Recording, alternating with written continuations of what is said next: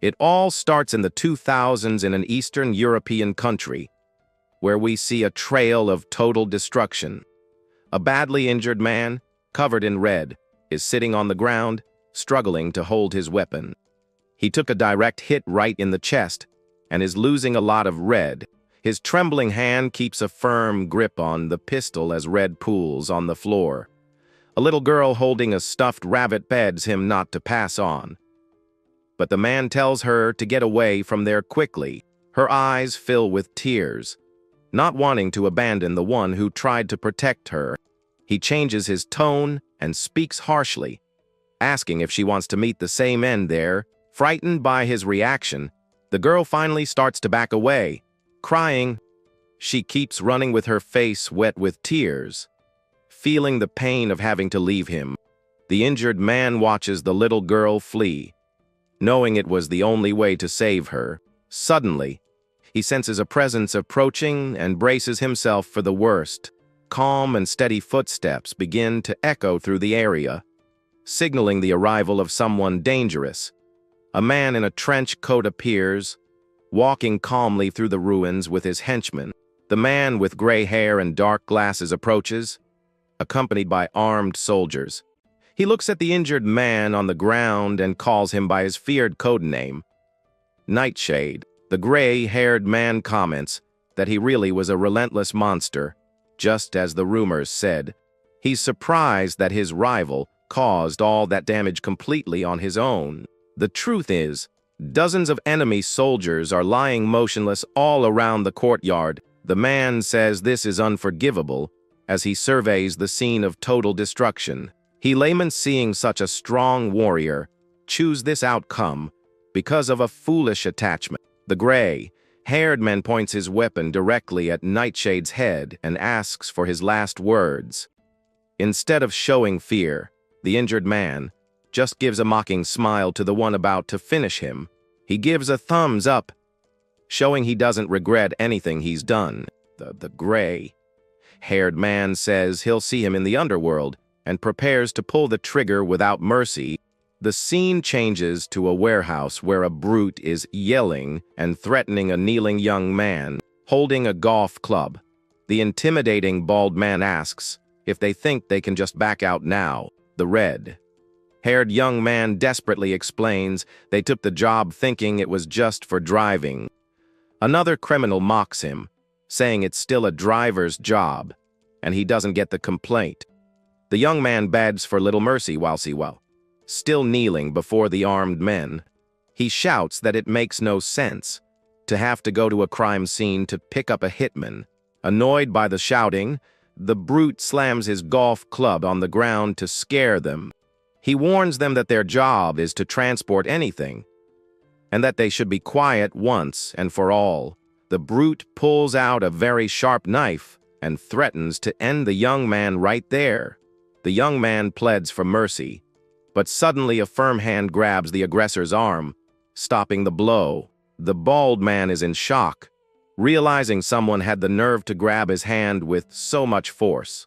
It's the redhead's partner, named Kay, who smiles and offers to do the job alone. Kay asks them to let his colleague go, while the redhead stares at him in disbelief.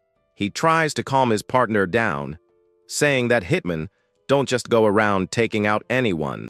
Despite trying to sound confident, the young man mentally wonders if that's really true. Suddenly, in an office, we see a man being brutally taken down, leaving a red trail behind. The other men in suits in the room panic, realizing they've walked into an ambush.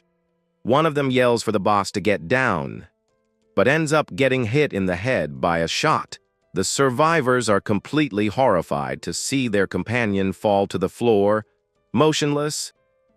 They notice the powerful shot went right through the wall, which seems impossible. The shooter knows that a simple plaster wall would never be able to stop his powerful projectile. The sound of footsteps approaching down the hall makes the survivors in the room tremble with fear. The gray-haired hitman enters imposingly, pointing his silenced weapon. One of the men kicks a round table to try and use it as a shield against the imminent attack. The hitman watches the table fly toward him without showing any concern, hiding behind the makeshift protection. The men prepare to fight back any way they can, but the attempt at defense fails completely. When the shots pierce the shield and hit the henchman, the last survivor falls to the ground, wondering how the hitman managed to locate him so precisely.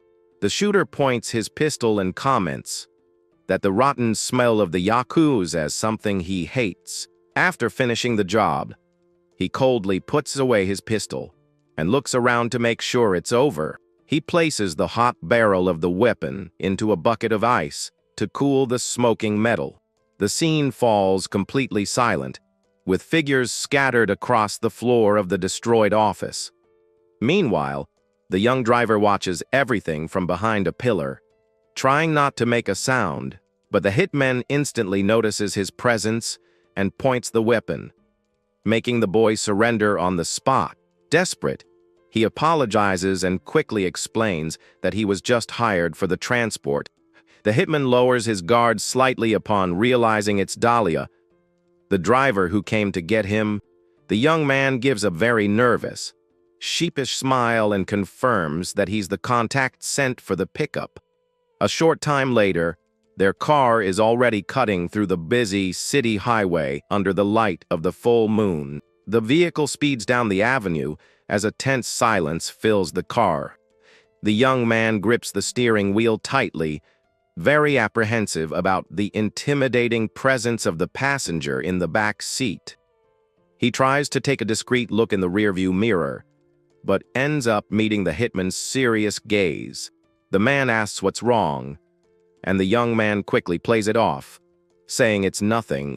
The driver tries to start a conversation, commenting on the incredibly scary aura of a professional hitman. The executioner remains in complete silence, just staring at the young man with his piercing green eyes.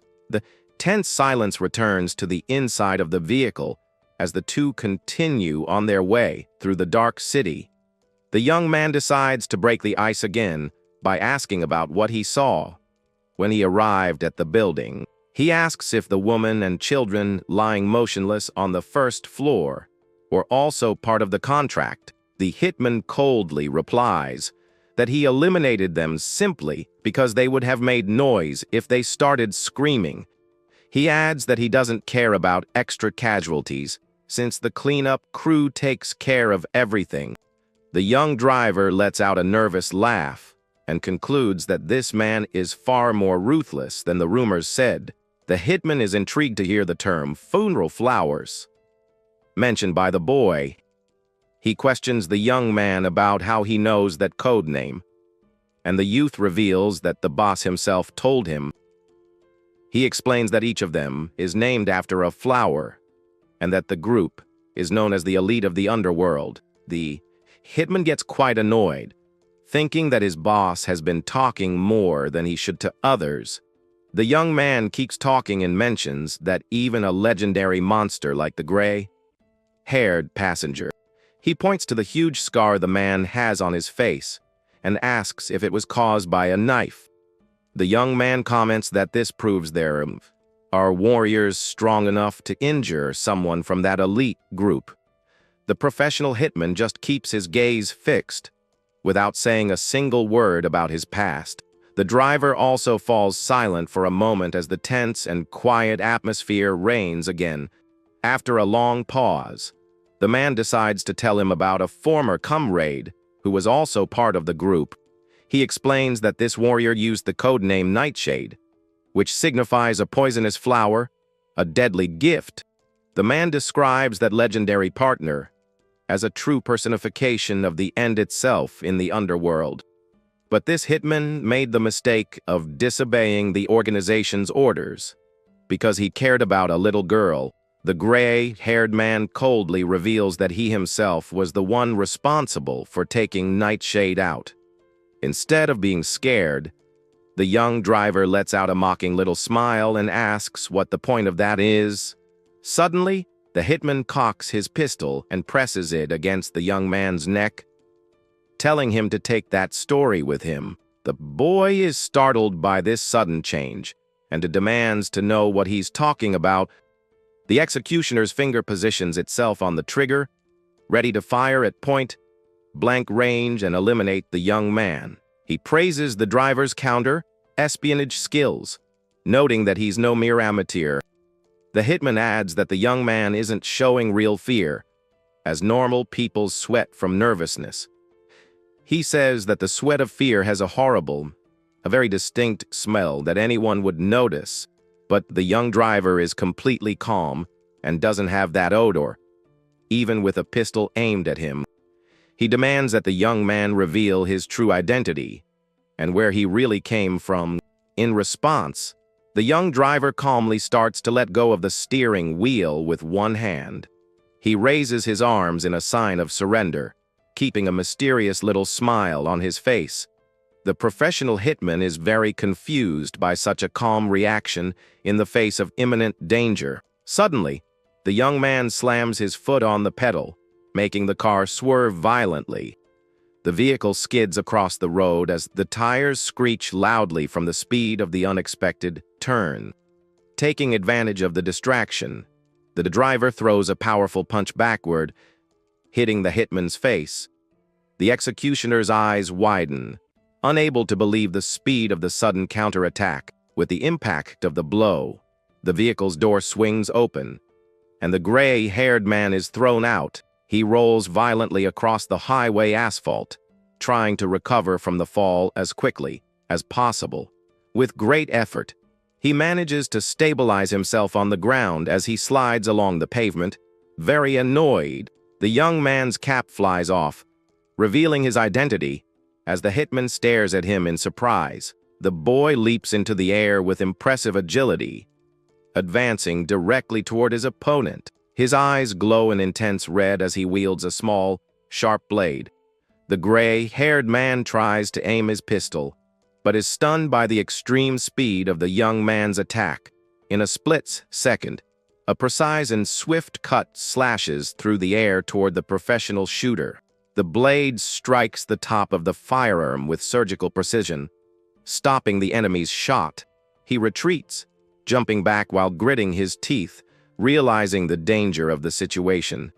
The pistol's slide jams completely due to the exact impact the young man delivered to the metal. The two quickly distance themselves, landing on the empty highway as they size each other up with their gazes.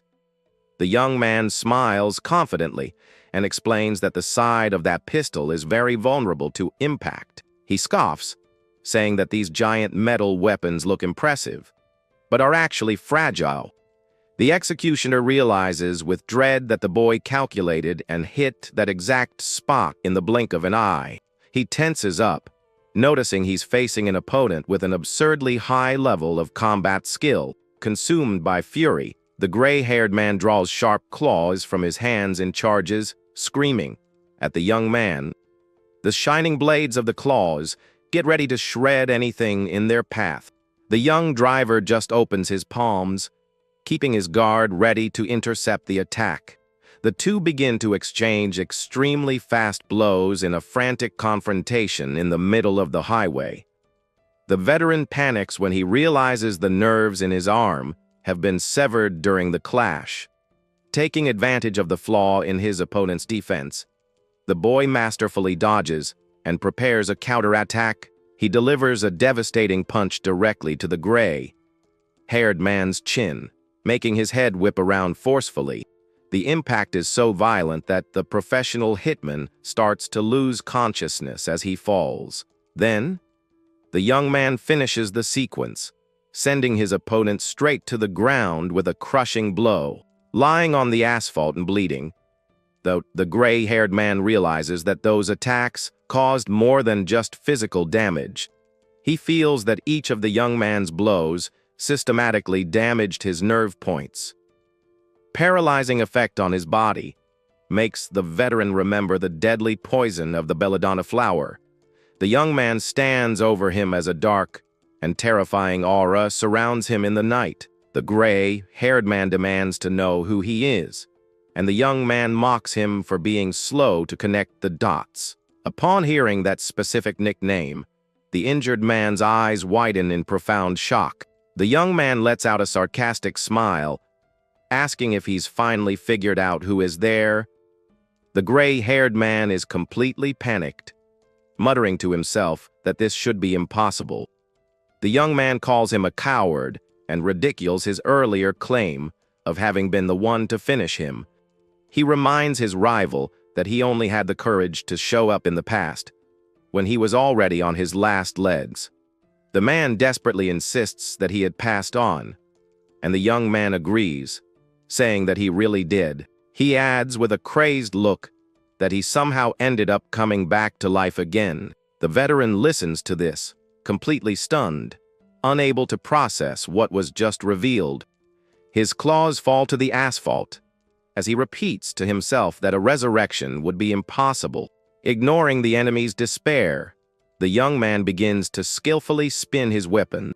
His expression turns cold and determined again as he prepares to end the conversation. The gray-haired man asks if the point of all this is revenge, and the young man ponders the word. An image of the small stuffed rabbit lying on the ground appears in the legendary young warrior's mind. He reveals that there is something very important he needs to get back from those criminals. The young man declares with hatred that to achieve his goal, he will turn the entire organization to ashes. The hitman shouts in disbelief, asking how he dares to think he can destroy the entire group. The young man reflects that the number of elite assassins has increased significantly in recent times. The veteran is fatally struck in the neck, babbling that the young man won't be able to change anything on his own. The legendary Nightshade delivers the final blow, sending a spray of his adversary's red into the air. With his enemy down and out on the asphalt, the young man just turns his back and begins to walk away calmly. He coldly thinks that his rival can watch what he's about to do from a front row seat in the underworld. The scene changes to a huge meeting room, where mysterious influential figures are gathered. A blue-haired man sits imposingly next to his blonde assistant in the main hall. He reveals in an extremely serious manner that one of his top assassins has just been eliminated. The young blonde woman with green eyes hears the news, maintaining a completely cold and impassive expression. The man looks toward the young woman and asks if she remembers something very important from the past. A memory of that little girl crying in the midst of a civil war, and of her protector appears on the screen. The boss mockingly claims that he himself was the one responsible for eliminating her childhood savior. He begins to wonder if the Japanese police, or even another strong nation, could have acted against them. The man drums his fingers on the table, considering the possibility of it being a completely different enemy. He thoughtfully adjusts his light, colored hair, trying to figure out who might be behind the attack. In any case, he points out that Japan has now become their group's new territory of operation. He warns that there is a very troublesome weed growing in that region that needs to be trimmed. The boss orders the young woman to pass on the information and summon the other elite assassins for the job. The scene cuts to the blue sky of a new day, showing the beginning of a deadline they have set. We see the young man walking calmly through the crowd, as if he were just an ordinary student, but his fiery past amidst flames and explosions still echoes deep within his mind. Ever since he was very young, he had lived in the midst of the chaos and destruction of terrible battlefields. The boy never even knew his parents' faces, living isolated among the rebel.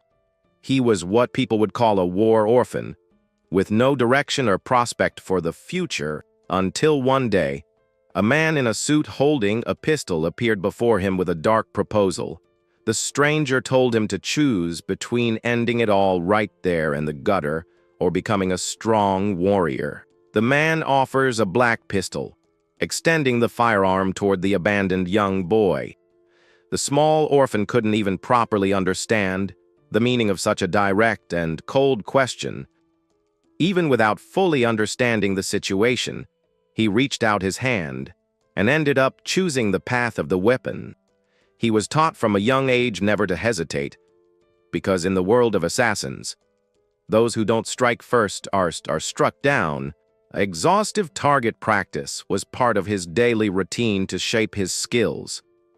The instructor would yell at him to never stop moving, and to use his legs with agility during a firefight.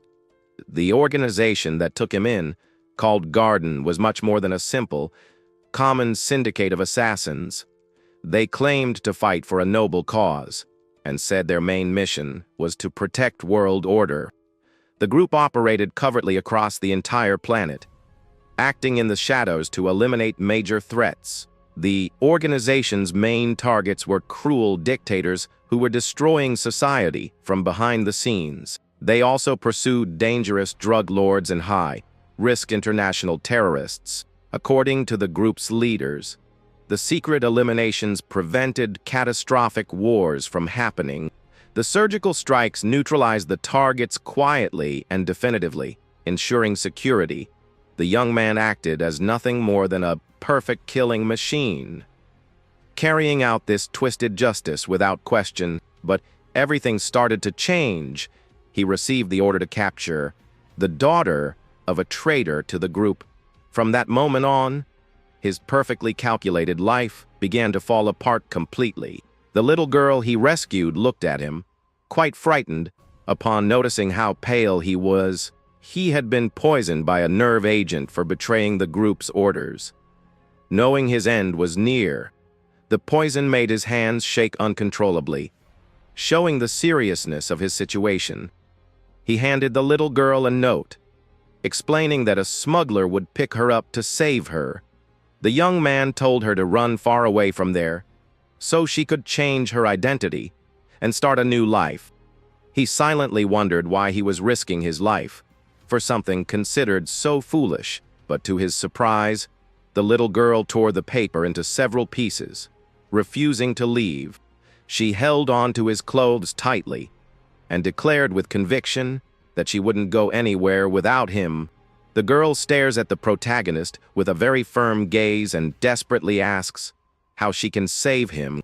He just closes his eyes with difficulty as he tries to accept that this really seems to be his end. It was the bright eyes of that little girl that deeply affected the assassin's mind. That unexpected determination broke the professional hitman out of his cold and calculating demeanor. He is seen resting in a destroyed cabin, surrounded by dozens of empty medicine vials on the floor. Those common eye drops contain only trace amounts of substances capable of neutralizing the terrible poisonous gas. Their time was extremely short, but she managed to do the impossible to try and save his life. The little girl arrives smiling with another vial, happy to see that he looks much better than before. Even with several dangerous pursuers hunting them throughout the region, she didn't give up on helping him. The little girl ran without stopping, not caring at all about the risks or her own safety. She asks him to relax and rest a bit, assuring him that there are no enemies nearby at the moment.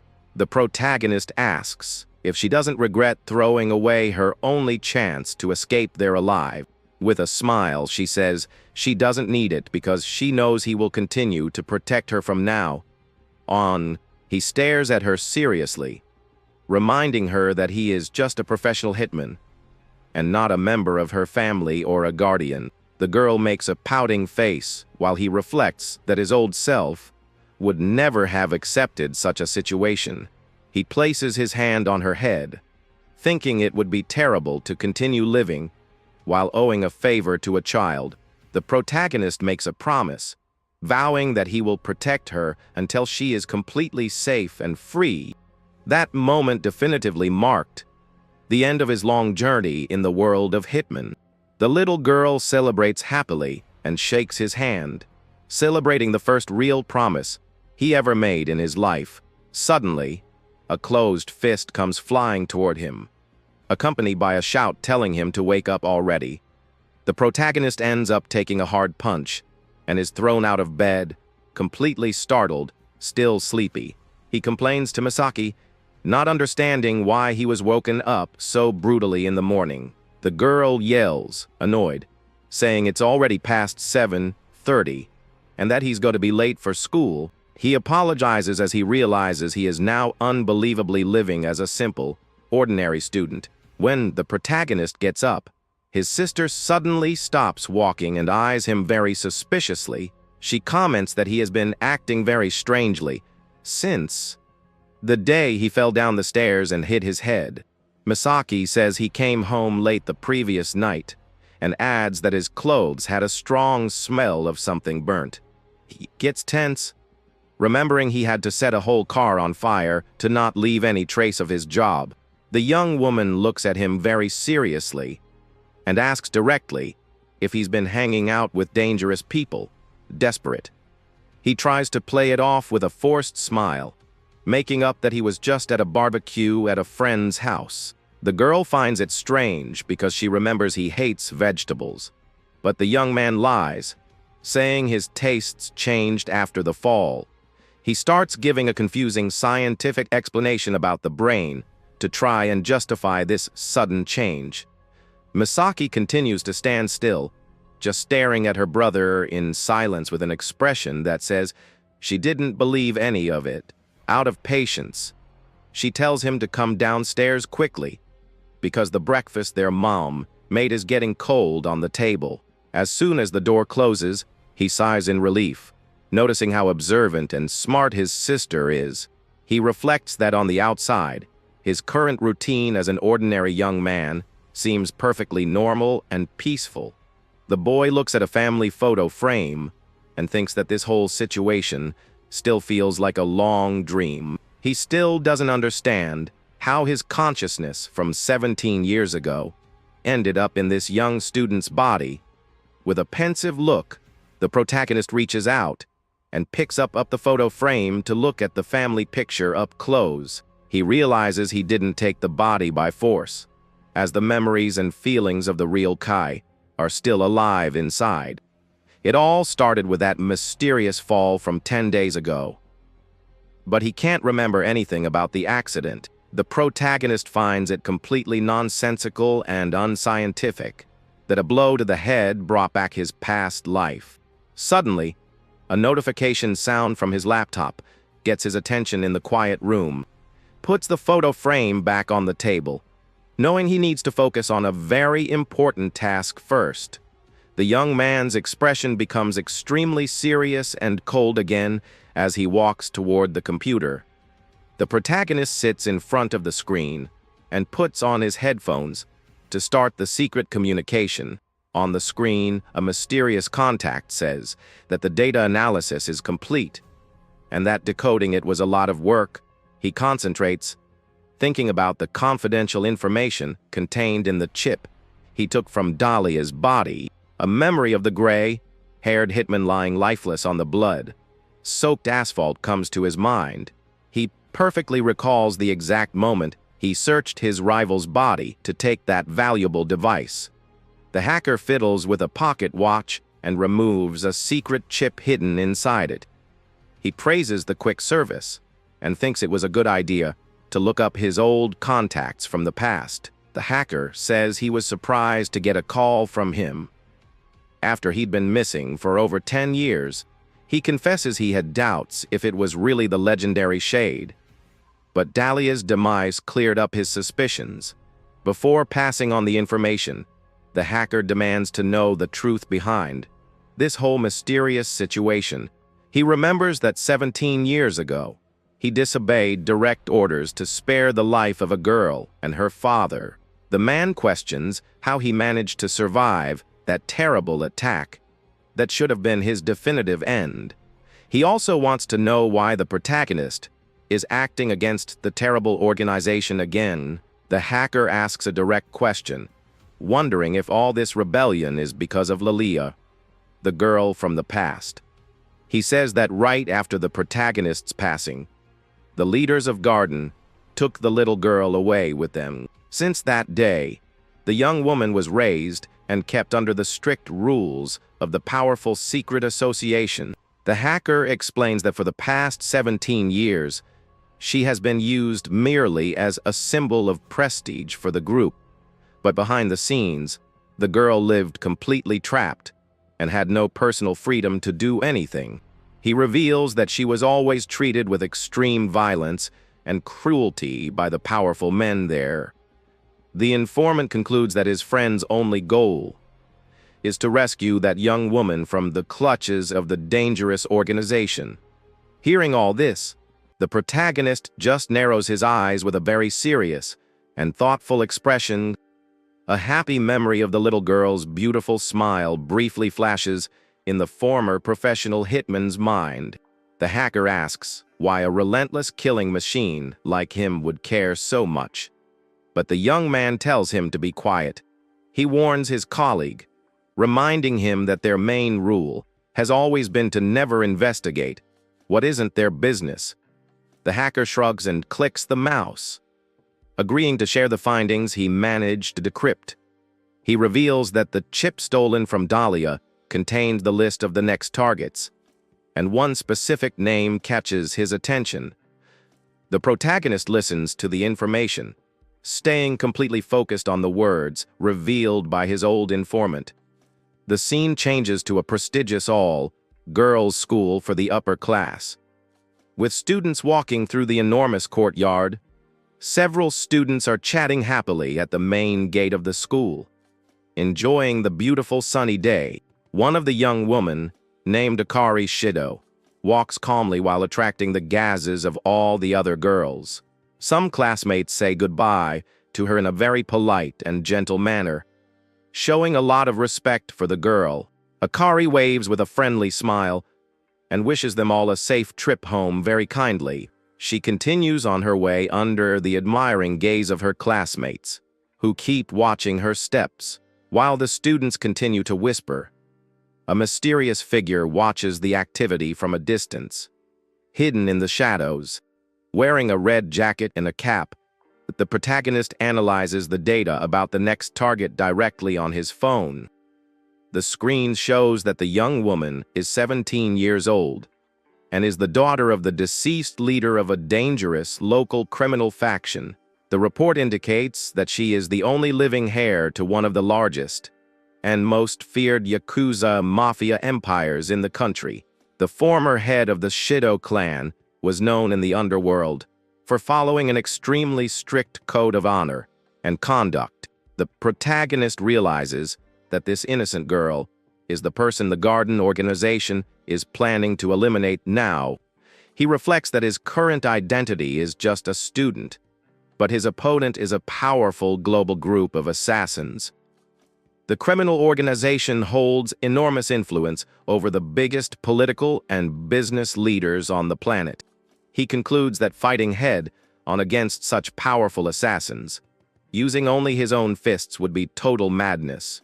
Because of this, he decides to use this young woman's imminent danger as a starting point to put his plan into action. The protagonist's ultimate goal is to create the necessary conditions to destroy Garden and burn it to the ground. With a determined look, he promises himself that he will do everything to see that entire organization crumble. He continues to watch the girl as she walks calmly down the sidewalk, with no idea of the danger she's in. The young man puts his phone away, thinking that her father must have loved her very much to put her in such a traditional school.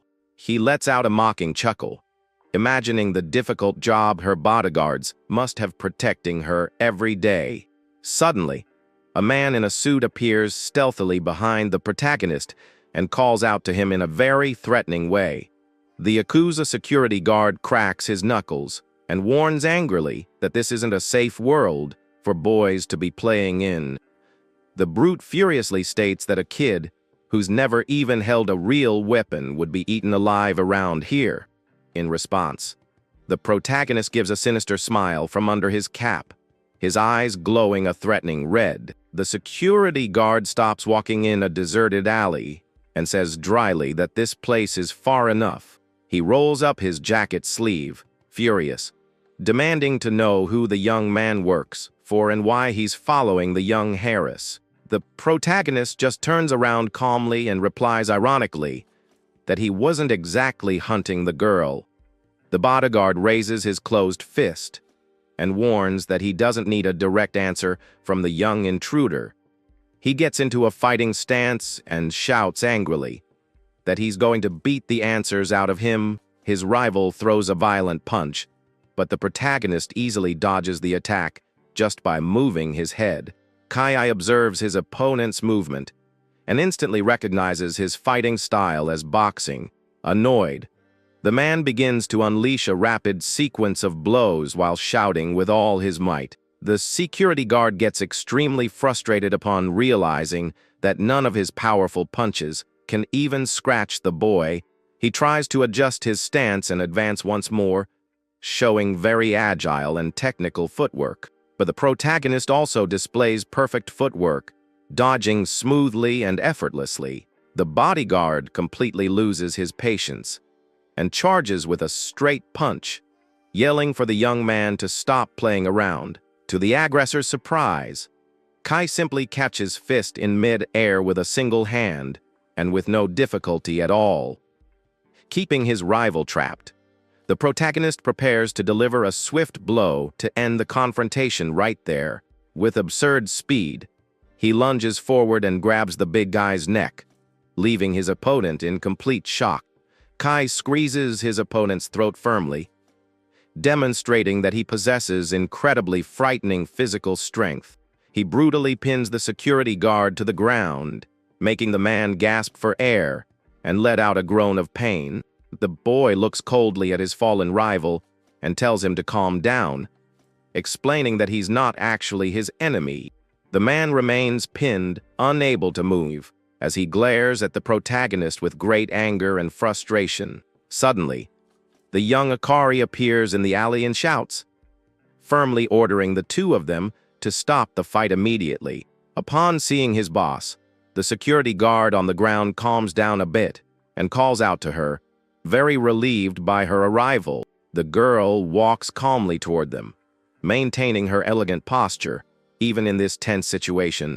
She says she doesn't know who the protagonist is, but authoritatively demands that he release Katajiri immediately. Kai looks back at her and lets out a sarcastic smile, thinking that this young woman indeed has a lot of courage. He agrees to let the security guard go as long as the girl is willing to hear what he has to say. The boy suggests they have some tea together, but the security guard curses at him angrily, telling him to stop messing around.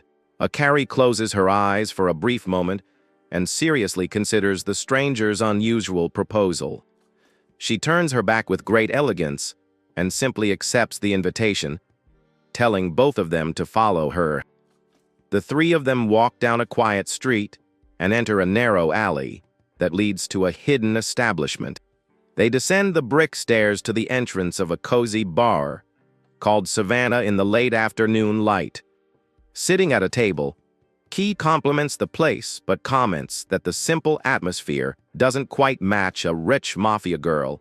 The security guard gets annoyed by the mockery, but Akari calms him with a gesture and asks them to get straight to the point. The young woman holds her teacup very delicately, maintaining her calm posture in front of the mysterious boy. She takes a sip and says that he certainly had a very important reason for approaching her like this.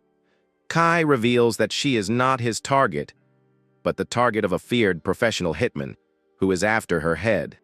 The two are shocked by the revelation, and the young man asks if they didn't already have a good idea why. He says she knows she's in danger, but warns that her security guard won't be able to protect her against Chauka. Akari's eyes widen with deep fear upon hearing that feared and dangerous codename from the underworld. He explains that they are legendary hitmen, and that not even an army of Yakuza would stand a chance against them.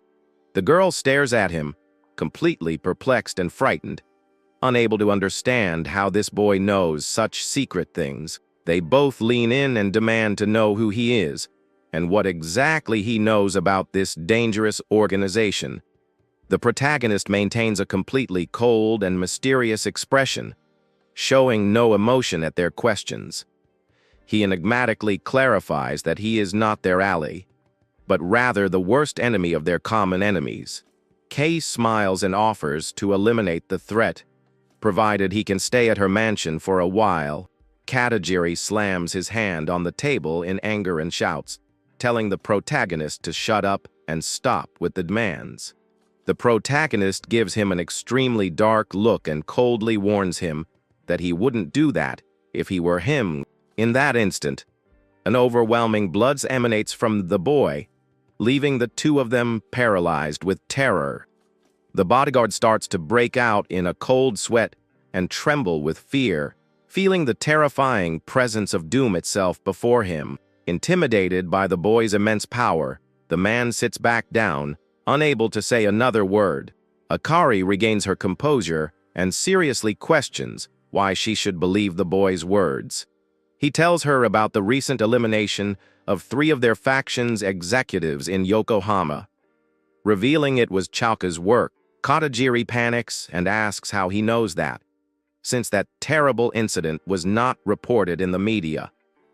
Kay says there was a press blackout, but reveals that the victims had their heads blown apart, gunshots. Key coldly reveals that the professional hitman who eliminated their group goes by the codename Dahlia. Katajiri breaks into a cold sweat, completely shocked by this revelation, and desperately asks how he knows that. The boy simply places Dahlia's weapon on the table. Stating coldly that he was the one who eliminated him, he calmly suggests that they use their contacts in the police to run a ballistics test on the object. He adds that the team sent to clean up the evidence was also eliminated after the confrontation. The bodyguard points to the pistol with suspicion and asks if he might be the group's real killer. Key smiles mockingly and asks if they really think he would go to all this trouble if his target was Akari. The clan's young Harris just stares at him in absolute silence. Carefully analyzing the boy's every word, Akari stands up and announces that she has decided to believe his story, leaving her security guard completely desperate. She orders them to return to the mansion immediately and tells Katajiri to get the car without wasting any time. Though reluctant, the bodyguard accepts her orders, and shortly after, they depart for the enormous estate. Once inside the mansion, the young woman sits in her private office, while the security guard remains standing by her side.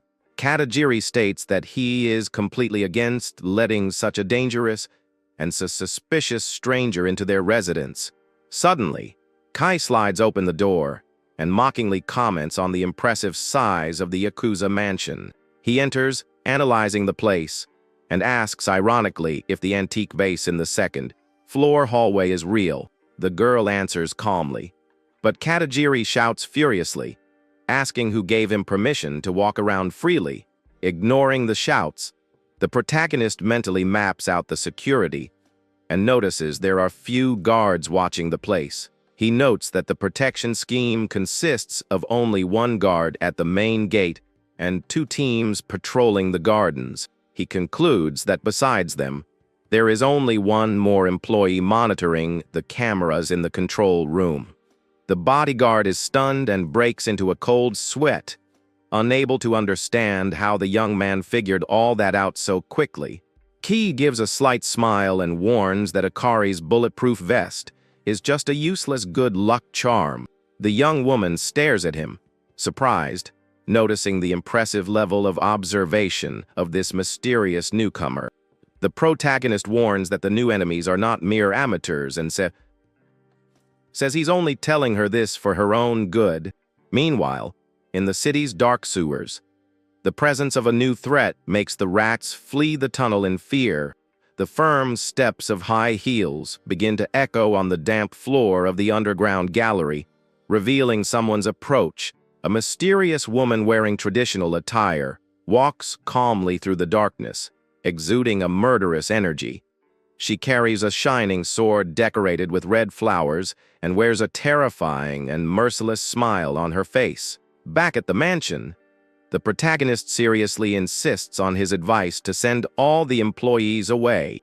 Katajiri yells furiously, refusing the proposal, and questions why they should abandon the mansion because of him.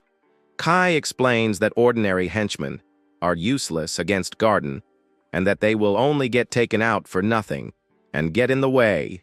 The bodyguard loses control and grabs the collar of the boy's jacket, yelling that they risk their lives for real. At this, Akari intervenes firmly and orders Katajiri to let the protagonist go and do exactly as he said.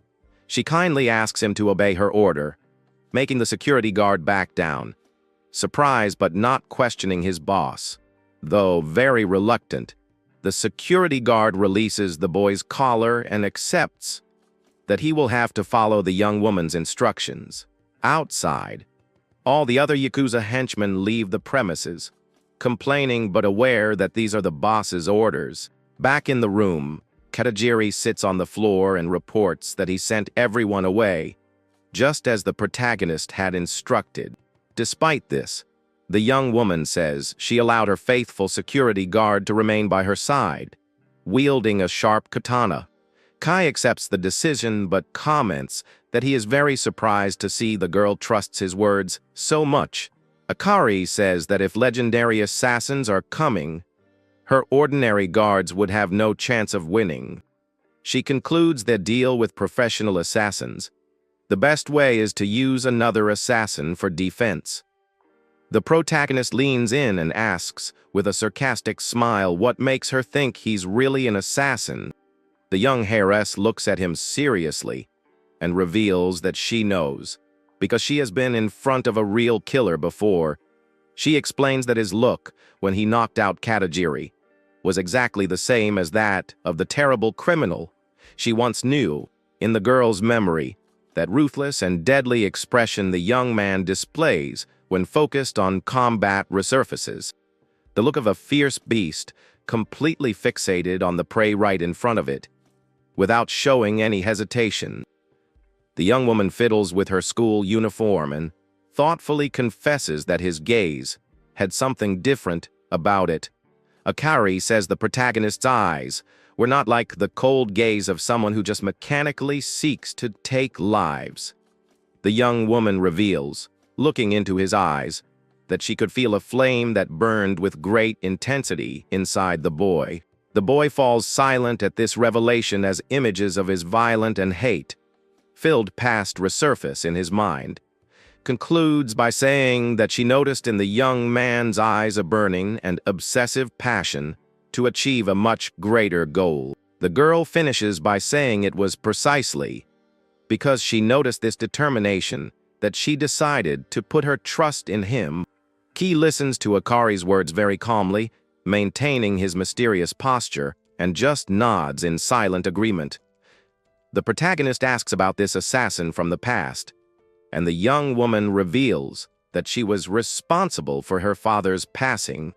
Akari sadly recounts that she personally witnessed the entire violent scene that took the life of the Shido clan leader. Intrigued, the boy asks what kind of woman this criminal was to commit such a bold act against the Yakuza. The young woman describes her rival as an elegant elderly woman who had a gentle smile, as if she were visiting an old friend. She remembers that with this friendly demeanor, the woman appeared before her father, without raising any initial suspicion, but then she committed a terrible rampage, cruelly eliminating all the security guards in the house. The elderly assassin continued to smile with complete coldness as the men screamed in desperation before their end. With precise movements, she struck all the bodyguards' necks without showing the slightest sign of hesitation. Kai interrupts her seriously and asks if, by any chance, the blade the woman used had a very specific design on it.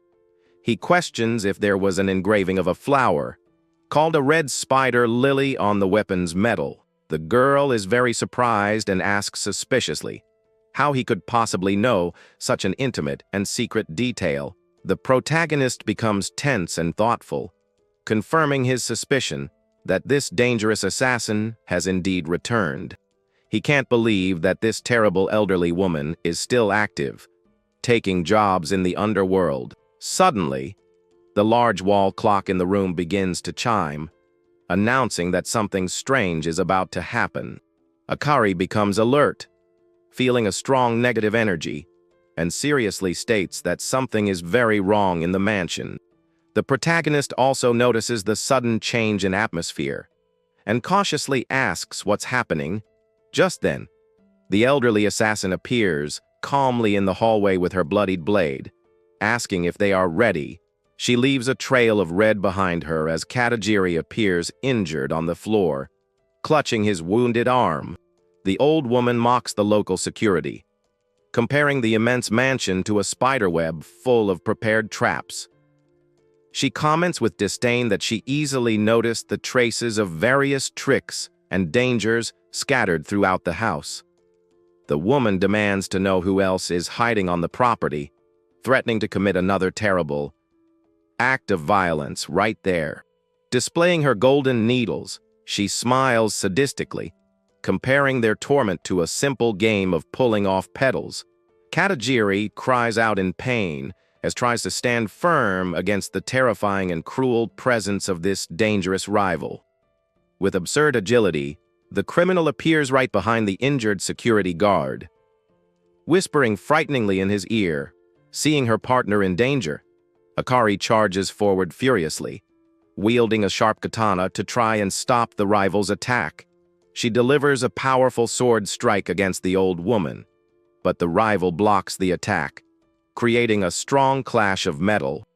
The young woman breathes heavily, realizing that the attacker easily bypassed all the house's security. Katajiri desperately shouts, begging his boss to get away from the fight immediately to ensure her safety. But the young woman remains firm on the defensive, ready to protect her ally against the deadly assaults of the terrible old woman. The elderly assassin observes the young woman's movements, preparing her golden needles for a deadly counterattack. Akari grits her teeth and maintains full focus on her opponent, knowing that any mistake could result in tragedy. The criminal smiles like a psycho, commenting that this will save her a lot of work hunting targets around the house. She fondly recalls past jobs she has done, showing that she takes sadistic pleasure in taking others' lives. The old woman reveals that she remembers her very well when she was a frightened little girl peeking through a crack in the closet. She adds mockingly that the young woman has grown up and now has the exact same defiant look as her father. The aggressor sarcastically praises the young woman's determination and bizarrely says that her eyes look delicious. Suddenly, the elderly criminal's eyes widen in surprise as she senses someone approaching without making a sound. The young woman takes advantage of the distraction to launch another swift attack with her katana, trying to hit the dangerous aggressor. With impressive agility, the old woman dodges by leaping backward, while keeping her needles in a defensive position. Akari retreats and positions herself protectively in front of her injured security guard, facing her rival with great seriousness. At that moment, calm footsteps echo through the room, and a familiar voice sighs at the widespread confusion. Kai appears, walking calmly, and complains that the girl is not behaving like a young woman under his protection. The protagonist's eyes begin to glow an intense red, exuding a terrifying combat energy. The elderly assassin immediately repositions herself and furiously throws several needles at the newcomer. With swift movements, she lunges at him, wielding her dagger decorated with red flowers, ready to strike. Even facing the enemy's deadly assault, the protagonist remains completely calm and focused, not retreating a single step. The boy continues to walk slowly toward them, as if the aggressor poses no real threat. He takes control of the situation, placing himself in front of Akari as the rival's blade gleams in the hallway. Katajiri and Akari watch the tense approach, holding their breath in suspense. The two remain cornered on the floor, while the protagonist and the elderly assassin face each other in the middle of the hallway. The old woman realizes from Kai's positioning that the young man before her is definitely not an ordinary opponent. She remembers that practical combat techniques teach you to never take a defensive stance against someone using knives. The basic reason for this is that trying to block a blade attack with only your bare hands is impossible. Furthermore, the arms contain vital arteries, and any deep cut in this area could be fatal. Because of this, intentionally letting your guard down serves as a very intelligent survival tactic. This action is meant to lure the opponent into aiming for the neck or torso, causing them to get too close to attack. As soon as the enemy confidently advances, you intercept them by applying a devastating and decisive counterattack. The criminal reflects that knowing the theory is easy, but putting it into practice during actual combat is another story. She looks at the young man who remains standing before her, looking completely vulnerable and with no active defense. The old woman senses the trap, but in the next instant, the protagonist's cap falls off, fully revealing his face. The woman's eyes widen in complete horror as she realizes the boy has already initiated his surprise attack. With absurd speed, the young man delivers a low kick upwards, trying to hit his opponent's chin. The assassin manages to react quickly and performs an agile leap backward to escape his deadly blow. The two begin to trade swift attacks, moving like blurs in the middle of the mansion's dark hallway. Kay smiles confidently and comments that he really thought he could catch her by surprise with that kick. The woman smiles back and praises his audacity, finding it incredible that a boy took the initiative in the attack. But then she becomes intrigued and asks if the blow he delivered was specifically aimed at her fibular nerve. She thoughtfully comments that it has been a long time since she last faced a true practitioner of silent. This vital point, located on the side of the leg above the knee, can paralyze movement with a strong kick. The protagonist smiles and praises the old woman's perception, admitting that she knows fighting techniques very well. But the boy's combat style and audacity remind the woman of a very unpleasant warrior from long ago. At this, the elderly assassin recalls her time as a combat instructor at Garden more than 20 years ago. She remembers the intense training sessions. She taught deadly blade techniques to the group's young prospects. The woman explained that the technique didn't depend on brute force, but on creating a natural flow. In the midst of combat, she instructed the young shade to let the blade glide smoothly. Following the rival's movement, the little prodigy listened in silence, his red eyes glowing intensely in the darkness of the room. The instructor complained that words didn't seem to affect him, and challenged him to fight a little more. With absurd reflexes, the young boy dodged and blocked all of the teacher's attacks impressively. He could easily intercept her weapon, and mockingly claimed that he had already understood the secret. Then, with a terrifying smile, the boy asked the old woman to teach him the next combat technique right away. She realized she was facing a true monster, capable of mastering her techniques just by watching them once. Humiliated by his talent, she resigned from her position as an instructor the next day, returning to active duty as an elite assassin. The old woman felt she needed to hone her skills in real combat, so she would never be surpassed like that again. Her only goal was to perfect her fighting technique and achieve absolute perfection in her deadly dance. Back in the present, the woman's eyes are filled with fury as she realizes who the young man standing before her is. She leaps toward the protagonist, delivering a violent attack to try and eliminate him once and for all. The boy calmly dodges and comments with complete coldness that he actually never really hated her. He recalls the old teaching to destroy the opponent's will to fight before piercing their heart. The elderly assassin freezes in complete despair, realizing that this secret advice was something only she knew. Kay moves with absurd speed, leaving a trail of red energy as he prepares his counterattack. He calmly repeats his words, making it clear that he indeed never held any kind of grudge against her. The elderly criminal is completely paralyzed and sweating with terror, unable to believe what she is witnessing.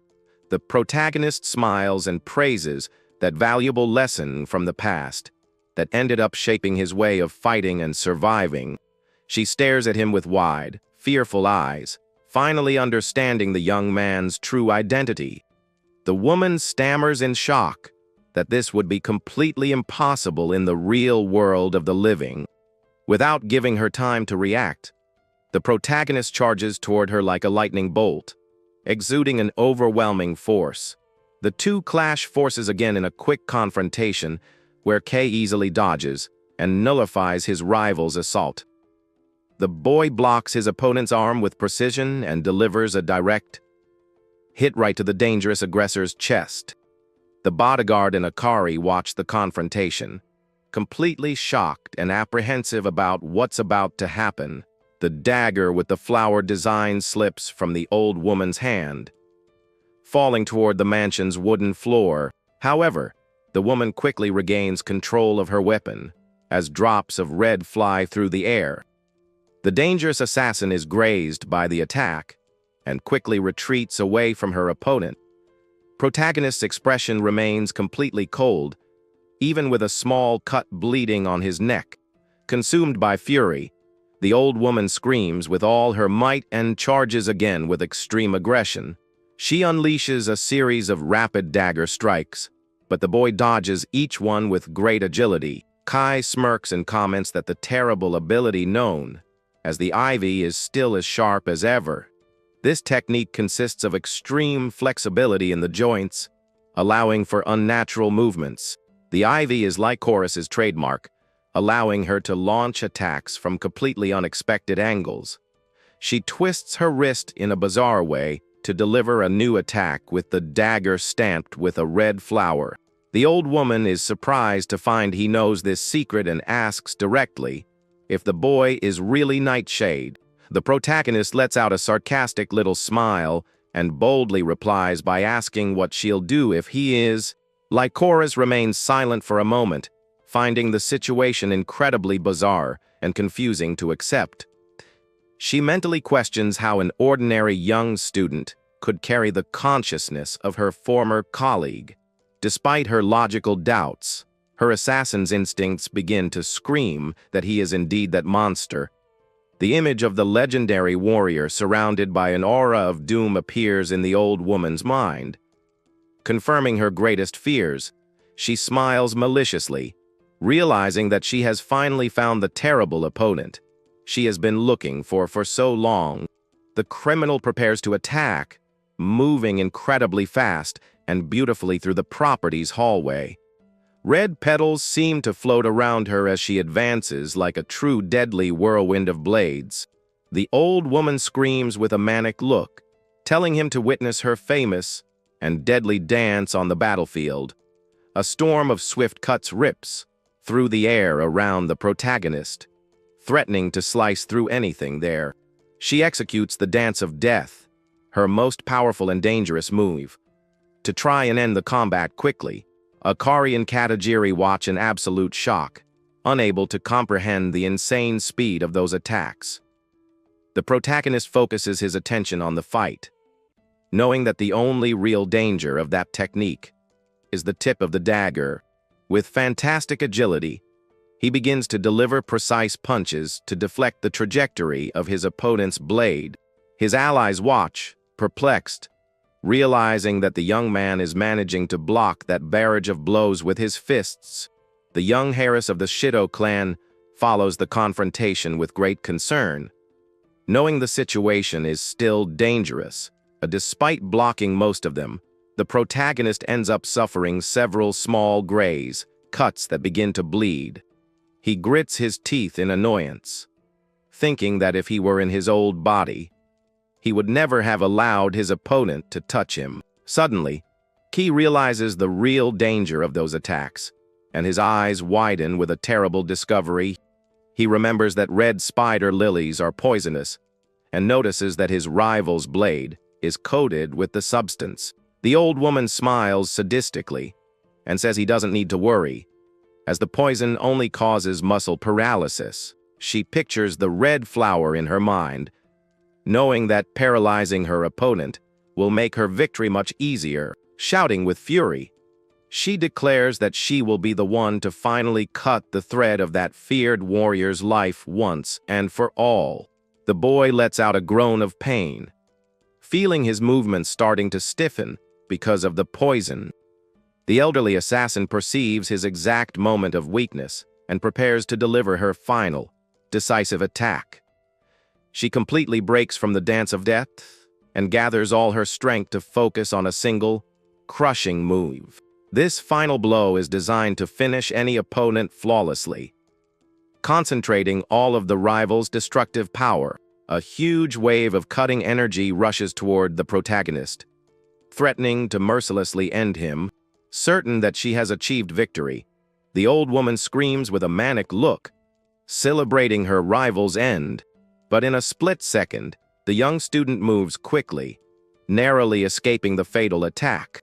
The old woman is in absolute shock to see that she missed her most powerful attack. In a completely inexplicable way, to her horror, the protagonist suddenly appears right behind her, whispering in her blind spot. A sinister shadow with glowing red eyes appears right behind the elderly woman on the floor. At that moment, the protagonist rushes forward and grabs the enemy's neck with extreme force. Kai pins her to the wooden floor, demonstrating overwhelming physical superiority. The assassin starts to cough up red and cries out in pain, feeling the crushing pressure on her throat. Suddenly, the criminal's weapon slips from her hand and starts to spin rapidly in the air.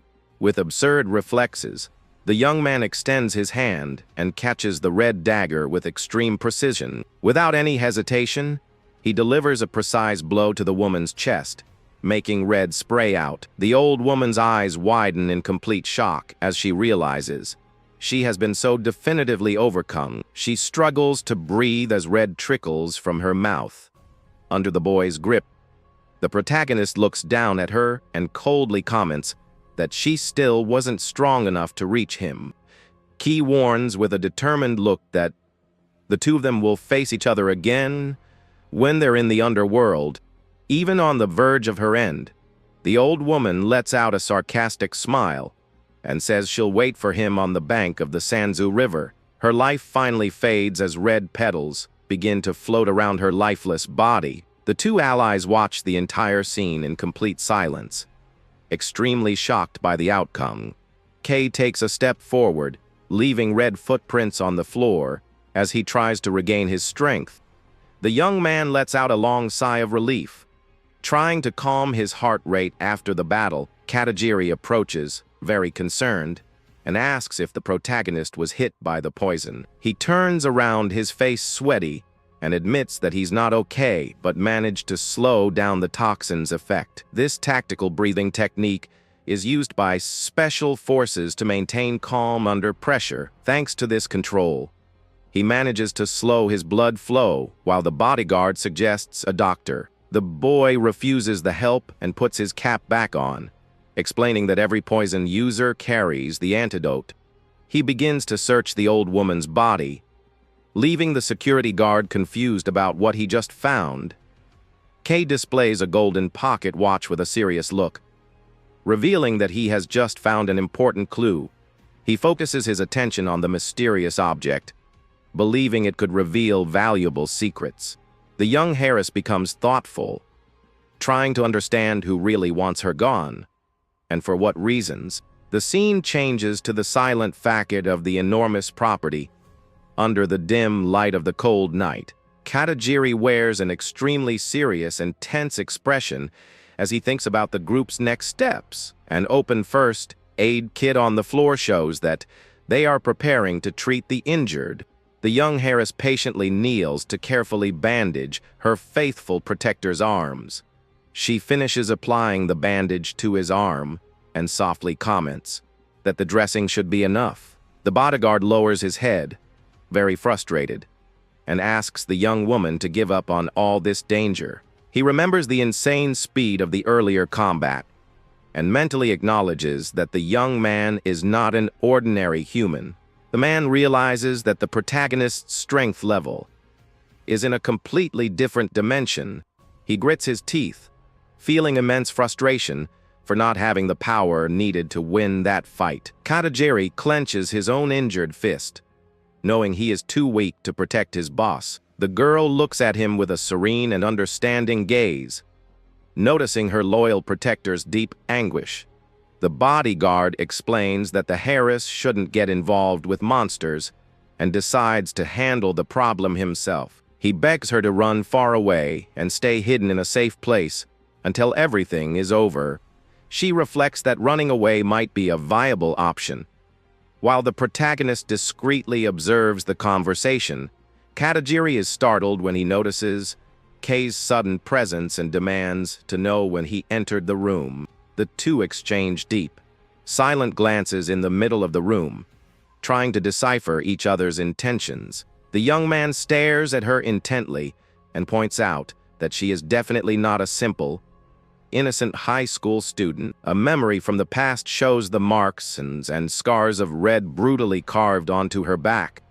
He explains that the clan's violent destiny is engraved on her body, as if it were a terrible curse. The security guard stands up enraged and shouts, telling the protagonist to stop acting like he knows everything. Unfazed, Kai holds up a laptop and calmly reveals that he has just discovered the name of the mastermind. Both the Harris and the bodyguard's eyes widen, completely surprised by the revelation. He explains that he had the data from the pocket watch analyzed to find out who sent the clan's assassins. The boy adjusts his cap with a mysterious smile and mockingly asks if they don't want to know the name. The security guard on his knees loses his patience and demands that the young man stop being mysterious and reveal the truth. Kai displays a photo of Messiah Kuroki, revealing that he is an important assistant leader in the Shido Mafia itself. A security guard is completely panicked upon discovering the identity of the terrible traitor behind the attack. Akari explains that this man rose through the ranks very quickly after being personally taken in by her late father. She reveals that the criminal is extremely skilled at managing all types of the clan's illegal businesses. The traitor gained a lot of financial power by running underground casinos and clandestine fighting arenas. Although considered an outsider, he was already slated to become the group's top executive. Kai analyzes the situation and concludes that Kuroki wasn't satisfied with just waiting for his natural rise. He reveals that the professional assassins hired for the mission belonged to an organization called Garden. The traitor made a secret alliance with the elite group to eliminate the old boss and the veterans loyal to the clan. His sordid plan included the total elimination of any heir to ensure complete control over the mafia. Kuroki intended to unify the entire country's underworld, using his accumulated power and the support of these dangerous killers. His entire plan depended on remaining hidden under the strong protection of the powerful and influential Garden organization. With his eyes glowing intensely, Kai declares that his true objective is to annihilate this criminal association. The protagonist turns to the Harris and directly asks what she plans to do now. He coldly questions if her only reaction to the imminent danger will be to keep running forever. The young woman kneels, displaying an extremely elegant posture and maintaining a pensive expression in the room. She looks out at the dark night through the mansion window and completely dismisses the possibility of a cowardly escape. Katajiri panics and shouts, trying to convince his boss that this choice is extremely dangerous. The young woman thanks her faithful bodyguard for his loyalty, but makes it clear that she needs to face her destiny head on. She points out that running away, without even discovering the identity of the one who took her father's life, would be a great humiliation. The young woman proudly declares that making such a pathetic choice would never be accepted in the Shido clan. Kai gives a slight, satisfied smile realizing that the heiress has finally made her big decision. Akari states very firmly that she never once thought about running away and abandoning her responsibilities. She confesses that the immense wealth she inherited from her father was built through completely illicit means. The heiress says she accepts paying for her mistakes in the future, but refuses to hand over the family legacy to a traitor. The protagonist just watches her in silence, maintaining his enigmatic expression in the face of her strong declaration. The girl comments that she still doesn't know his real name, and the young man calmly asks to be called Ki. He mysteriously explains that it's much better for both of their safety if she doesn't know any extra details. The heiress extends her hand, deciding to officially hire him as the force needed to combat the rival Kuroki. She says that the payment for his service will be the total destruction of the feared organization he so desires to annihilate.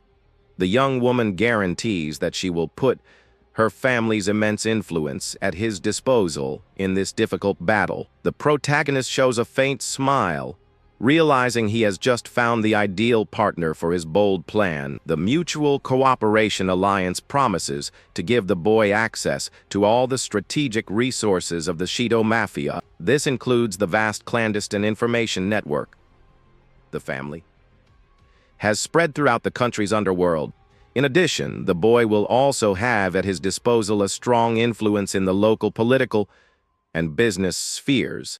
Kai knows there is no better support on the entire planet to help him crush his worst opponents.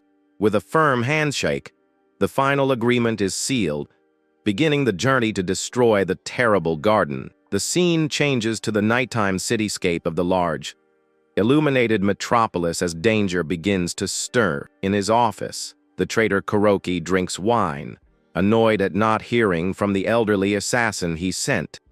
He turns to his partner leaning relaxedly against the wall and asks what he thinks about the lack of contact. The identity of the organization's new hitman is revealed by the enigmatic codename Campanula. The young blonde man with bright blue eyes listens to the traitor's questions with a cold and distant look. Kuroki holds his glass and insists on the question, wanting to know if his partner really hasn't heard any news. The new assassin casually shrugs and said that looking after the old woman is not part of his job. The traitor agrees and comments that the old woman must have been proud to receive a simple elimination mission. Suddenly, a strong tremor makes the room vibrate, catching the attention of the dangerous and mysterious hooded young man. Kuroki loses control and shouts in anger, fearing that the elderly ally was eliminated just like Dahlia was. He begins to question the true power of the strongest assassins, pointing out that they just seem to be bluffing. The traitor yells furiously, saying it's all just empty talk, but is interrupted by a curt warning. In the blink of an eye, Campanula appears right in front of Kuroki, pressing a shining blade to his throat. The mafioso breaks into a cold sweat, unable to understand when the assassin got so close to his neck. Campanula glares at him threateningly and warns him to never confuse their temporary help with submission. The traitor quickly apologizes, trembling with terror as he realizes the organization's killers are not pawns. The hooded boy removes the blade, leaving only a slight, bloody cut as a warning to the mafioso. With complete coldness, the young assassin walks away, leaving the traitorous leader alone in the room to recover from the scare. Campanula continues on his way, keeping his head down under his hood and acting with total indifference to the tension. Kuroki wipes the red from his neck, trying to calm down, and concludes that the Harris's life won't change his plans. He knows that all the old executives loyal to the former boss, who could have stood in his way, are already gone. The mafioso celebrates victoriously, claiming the entire Shido Empire now belongs to him to unify the whole underworld. Campanula smiles sadistically, silently affirming that everything he does is solely in the name of the Garden organization.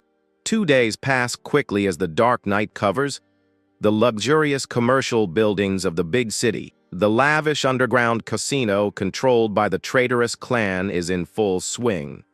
With clients betting high at the tables, the roulette wheel spins intensely as professional gamblers try their luck with valuable cards at the gaming tables. Wealthy businessmen have fun in the bustling hall, splurging money and doubling their bets. Without any hesitation, suddenly, the doors open, and elegant footsteps draw the attention of everyone present at the main entrance. Akari appears stunning in a beautiful white evening gown, accompanied by the impeccably dressed Ki and Katajiri. The protagonist walks just behind, observing the extremely elegant and firm posture of his protectee in the hall. Kai focuses his attention on the doors of the exclusive area, thinking that the show against the traitor is finally about to begin. With his red eyes glowing, he promises to initiate the great counter attack against the organization from within the castle. Meanwhile, preparations for the great final confrontation continue to be made in total secrecy by the allies. The slot machines flash non-stop in the noisy hall, keeping the focus of the gamblers trying their luck. The croupier deals the cards quickly, organizing the tables for the high-stakes games taking place that night. Greedy faces and loud laughter fill the festive atmosphere of the place, which hides the dark secrets of the underworld. The trio continues to walk imposingly across the red carpet, attracting the attention of all the gamblers there.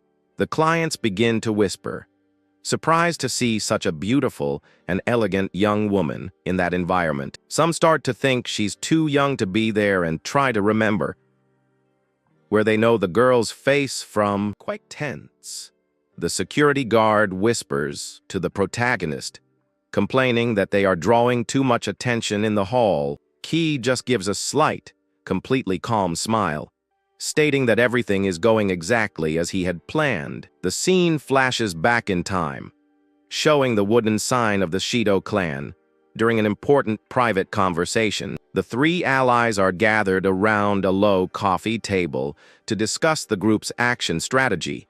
Katajiri slams his hand on the table, enraged, and asks if the protagonist has completely lost his mind with that crazy idea. He demands to know why they are putting the young heiress in so much danger by sending her straight into enemy territory. The bodyguard shouts furiously, saying that if the plan was just to eliminate Kuroki, the boy should have gone completely alone.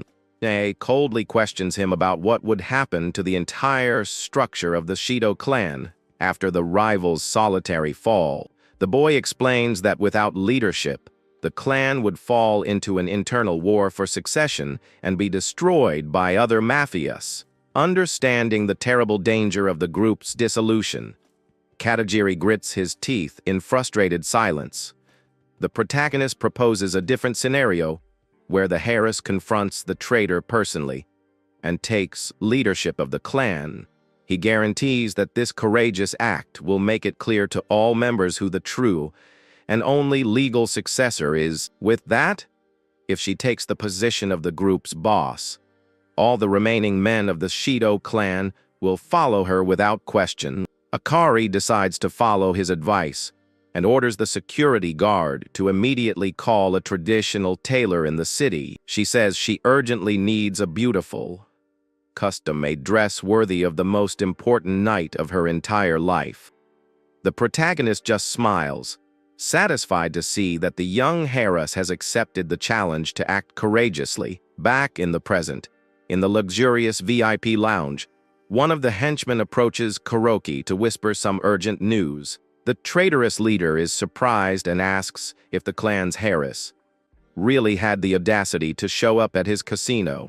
The informant confirms her presence with 2 security guards, leaving the mafioso furious to learn that she is still alive. Campanula fiddles with his phone with a sadistic smile and asks if he should go down immediately to eliminate the girl. Kuroki refuses the offer, explaining that committing a hit in front of the clients would destroy the place's reputation. He orders the henchman to treat the young heiress as a regular client. Without giving her any special attention, the subordinate accepts the instruction and quickly leaves to ensure everything goes smoothly in the hall. Outside, Kajiri whispers mockingly, noting that the cowardly traitor doesn't have the courage to come and greet them face to face. Kai explains that the first strategic step of the plan is to force the traitor out of his VIP headshot. The young Harris agrees with a very firm nod, showing she is ready to act. She moves forward with elegant steps in the hall, declaring ironically that she intends to have a little fun at the place. Akari walks decisively toward the main table, while her two protectors follow her closely. The croupier greets her with a very polite bow, not imagining the real danger that young woman represents. He kindly informs her that the minimum bet allowed at that exclusive table is 1 million yen. Without a word, Ki lifts a heavy metal briefcase to prove they have more than enough resources. A huge mountain of high-value chips is placed imposingly on the blue felt table. The Harris mockingly comments that she doesn't mind, as she hates making small, boring bets in games. The croupier apologizes humbly and prepares to start the game under the watchful eyes of the allies. The employee begins to shuffle the cards quickly with mechanical and very precise movements. He deals the first card on the table, wishing the young woman good luck in a very professional manner. 1 hour passes quickly, and the surrounding crowd begins to whisper, astonished at the turn the game has taken. In front of Akari stands an absurd amount of valuable chips, leaving everyone in the room in total shock. The croupier breaks into a cold sweat and tremblingly announces the end of betting, realizing the situation is getting out of his control. The girl maintains a completely icy and unshakable expression as she focuses her attention on the table's felt. The casino employee starts to have a lot of trouble breathing, overcome by an overwhelming sense of despair. His hand shakes uncontrollably as he struggles to draw the next card from the deck. The man panics completely, feeling the crushing pressure of imminent defeat in front of the entire audience. His trembling fingers can barely hold the card, showing the extent of his extreme nervousness. He reveals the final card of the game, desperately hoping to reverse the terrible loss. But the final result is catastrophic for the house, confirming another crushing defeat for the croupier. The clients shout and celebrate in disbelief, unable to understand how she won so many rounds in a row. Kai just observes the commotion in the hall with a very discreet and victorious slight smile on his face. He knows that the game of blackjack doesn't depend on luck, as long as the player uses the card counting technique. The classic method consists of calculating probabilities by assigning numerical values to groups of cards. This famous calculation strategy has been used by brilliant minds to win fortunes in major casinos. However, the mental ability the protagonist displays at that moment easily surpasses any legend. Kai can instantly memorize every single card that comes out of the deck without making any mistakes.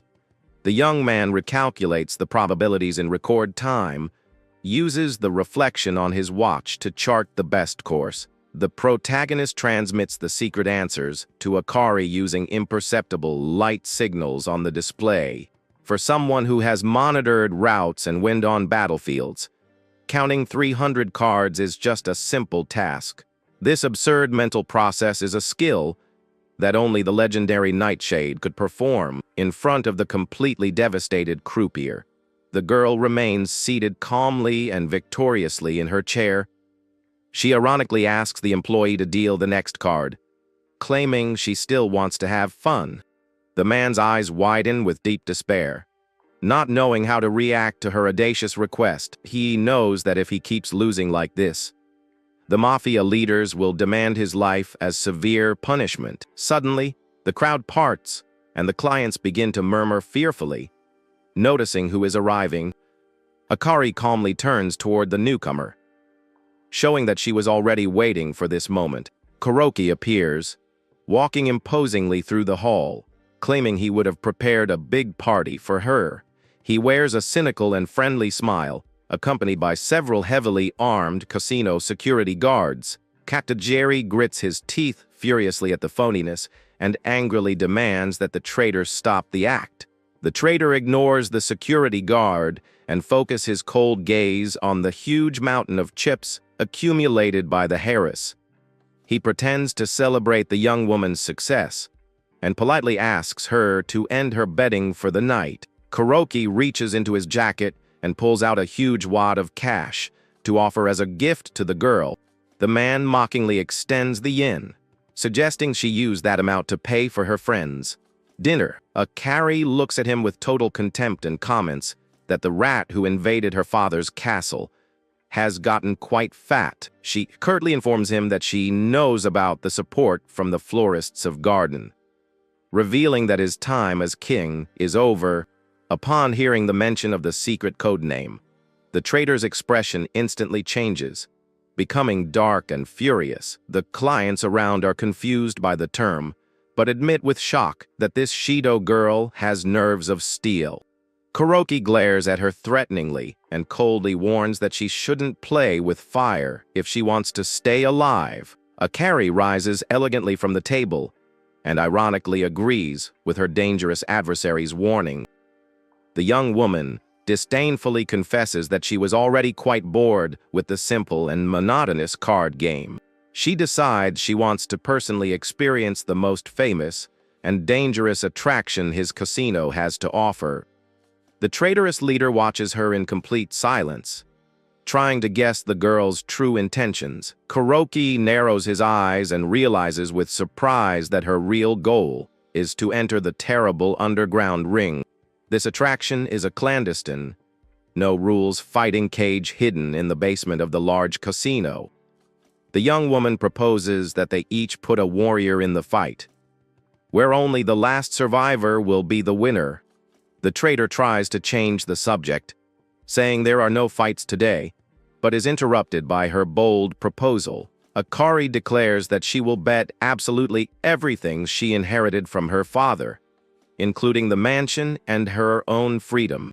In return, she demands that the mafioso bet total control of the entire luxurious casino on that single deadly match. Kuroki starts to sweat nervously as the clients around realize that this fight will decide the clan's new boss. The crowd goes wild, excitedly commenting that this will be the most epic and insane confrontation in years. The mafioso knows that if he refuses the challenge, his reputation and authority in the underworld will be completely destroyed.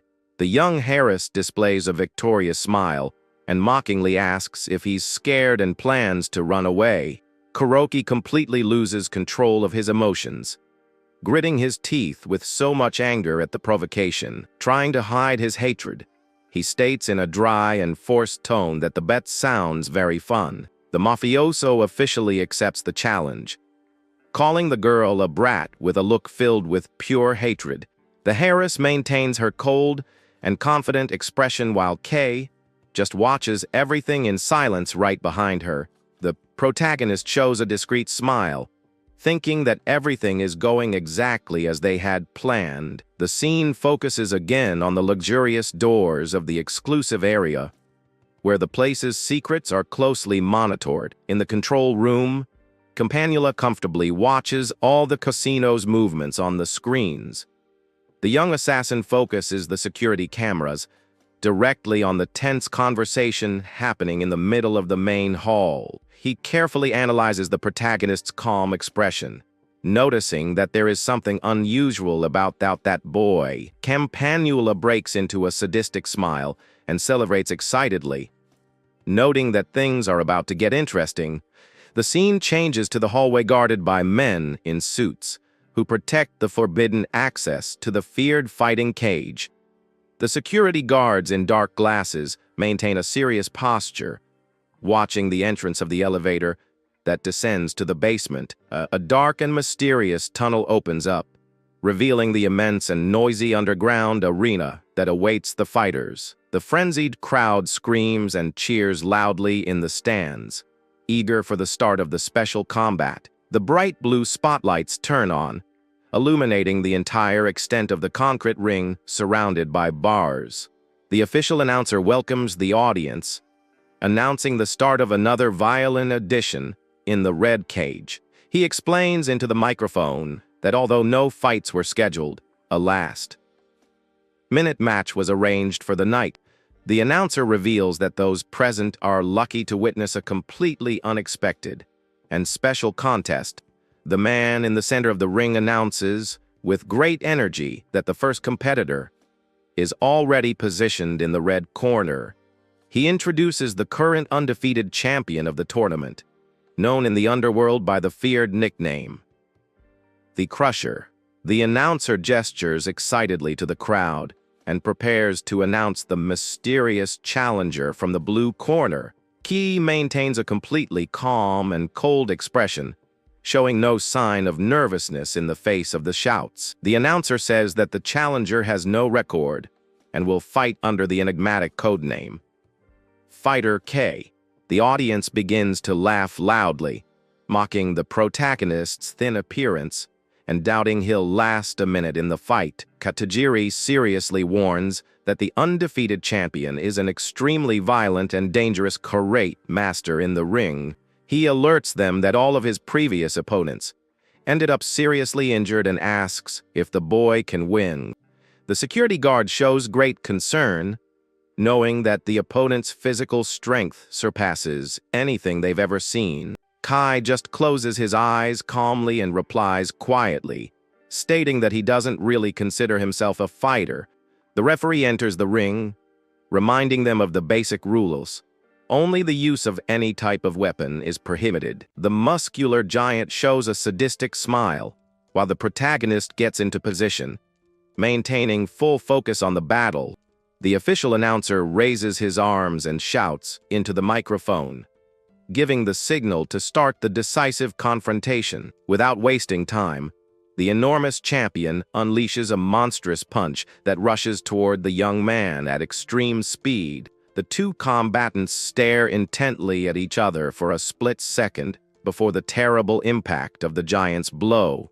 The announcer yells with all his might, commanding the start of the violent and highly anticipated contest. The opponent's crushing fist advances quickly, cutting through the air to try and knock out the protagonist. Right at the start, the brute keeps throwing brutal punches, while mocking the young man in the suit, demanding that he react to the attack. Kinju continues to attack violently, yelling in frustration as he sees his opponent only defending against the blows. The crazed crowd starts to shout, calling for the current champion to crush and finish off his adversary. The two continue to exchange rapid movements in the center of the ring. While the audience watches in total ecstasy, Kuroki watches the contest calmly from the VIP box, while lighting a cigarette and talking to the clan's Harris. The trader analyzes the combat and notices with surprise that the young man is perfectly dodging the focus of all the punches. With surgical precision, K blocks and nullifies each violent assault without showing any difficulty. Kuroki realizes with astonishment that the boy hasn't moved a single centimeter from his initial position since the beginning. He gives a mocking laugh and comments to Akari that it just seems like a cheap parlor trick for entertainment. The mafioso looks at her from the corner of his eye with the cigarette in his mouth and begins to explain his twisted view on real fights. He claims that traditional martial arts are completely useless in the brutal contests that take place in the underworld. Kinju continues to attack with fury, trying to use all his immense physical strength to break the boy's defense. The trader seriously states that in a place with no rules, the winner is decided by pure violence alone. The young woman completely rejects his advance, showing she is not the least bit intimidated by the rival's words. Kuroki whispers that he plans to teach her a severe lesson as soon as the fight in the ring is over. The mafioso displays a sadistic and disgusting smile, maliciously stating that every pet needs boundaries. He starts to laugh cynically while Akari remains motionless, staring at the arena with total coldness and contempt. She replies that it's a joke for him to try to control her, since he's nothing more than Garden's simple trained dog. The young Harris looks at him with absolute disgust and firmly declares that his phoniness makes her feel completely sick. Kuroki angrily puts out his cigarette in the ashtray. Realizing he can't intimidate the girl with his threats, the mafioso stands up annoyed and yells at his fighter in the ring to stop stalling and just finish the boy. But in the next instant, the traitor's eyes widen in profound shock as he looks at the ring. The enormous undefeated champion appears completely exhausted and panting. Not understanding how he got so worn out, Ki displays a completely relaxed and confident slight smile, adjusting his suit with extreme tranquility. Katagiri is very surprised to note that although the giant attacked the entire time, he is the one who is exhausted. The boy calmly taunts his opponent, asking if he can't even lift a single finger anymore. With impressive agility, Ki delivers a devastating spinning kick directly to the champion's head. The violent impact completely destabilizes the muscular giant, who begins to collapse onto the concrete floor. Kinju falls completely unconscious in the center of the ring. Marking the surprising end of the great contest, the bettors in the audience are completely perplexed and speechless as they witness the fall of their champion. While the referee begins the official count, the bodyguard asks in disbelief what the young man just did. Kai calmly explains that to defeat a wild beast, the first necessary step is to break its fangs. Suddenly, the two partners stop their conversation as they realize something strange is happening on the floor. The referee who was counting appears lifeless on the arena floor, foaming at the mouth in a bizarre way. The allies look around on high alert, realizing that a new threat has just revealed itself in the hall. Campanula appears, walking calmly through the crowd of bettors who begin to collapse coldly to the floor. The audience panics, not understanding why so many people are suddenly fainting around them. Several men start to sweat nervously, trying to figure out what is actually happening in the large casino. A trail of dark smoke follows the dangerous hooded young man's steps, knocking down everyone in his path. The assassin delivers a swift kick, easily taking out the last security guard who tried to stand in his way. Campanula remains with his back turned, displaying a terrifying aura, surrounded by dozens of unconscious people on the floor. In a few seconds, almost the entire underground audience is neutralized, leaving only the main fighters standing. Ki focuses his attention on the intruder, ironically commenting that the casino really doesn't treat its guests very well. The boy glares at him very seriously, demanding to know who he is and what exactly he thinks he's doing there. Campanula smiles sadistically, explaining that he just knocked them out to close the curtains on this grand stage. He rests his foot on the ring's railing with complete nonchalance, preparing to enter the combat cage. The rival warns that he cannot allow impromptu actors to ruin the perfectly planned script they have. The protagonist looks at him with suspicion, mentally repeating the mysterious word spoken by the intruder. Campanula explains that if their group had won that bet, all of Garden's hard work would have been wasted. The blue-hooded assassin positions himself inside the ring, ready to start a new and terrible mortal combat against Ki. Campanula decides to act as if that fight never happened and asks if Kuroki agrees. Kuroki gives a very nervous smile and agrees, saying he'll leave everything in the young assassin's hands. Campanula apologizes ironically before lunging at his opponent with great speed. A devastating kick flashes in the assassin's mind, illustrating the boy's great combat expertise. Campanula analyzes that the blow was to the carotid artery, while Kay just watches him very seriously. The intruder asks directly if the young man uses the Silat style and wants to know which branch it is. Silat is a very dangerous traditional martial art that originated in the Southeast Asia region. Because of its lethal effectiveness, the technique was adopted by special forces in various countries. There are hundreds of variations of this art, ranging from unarmed combat to the use of sharp blades. Other styles focus on the use of knives and very painful joint locking techniques. The protagonist's red eyes glow intensely as he prepares for the new fight. Kai moves at extremely high speed, leaving trails of light and dust throughout the combat arena. Suddenly, the assassin advances quickly and tries to grab Kai's collar to immobilize him. Campanula assumes an intimidating combat stance while releasing a dense purple aura around him.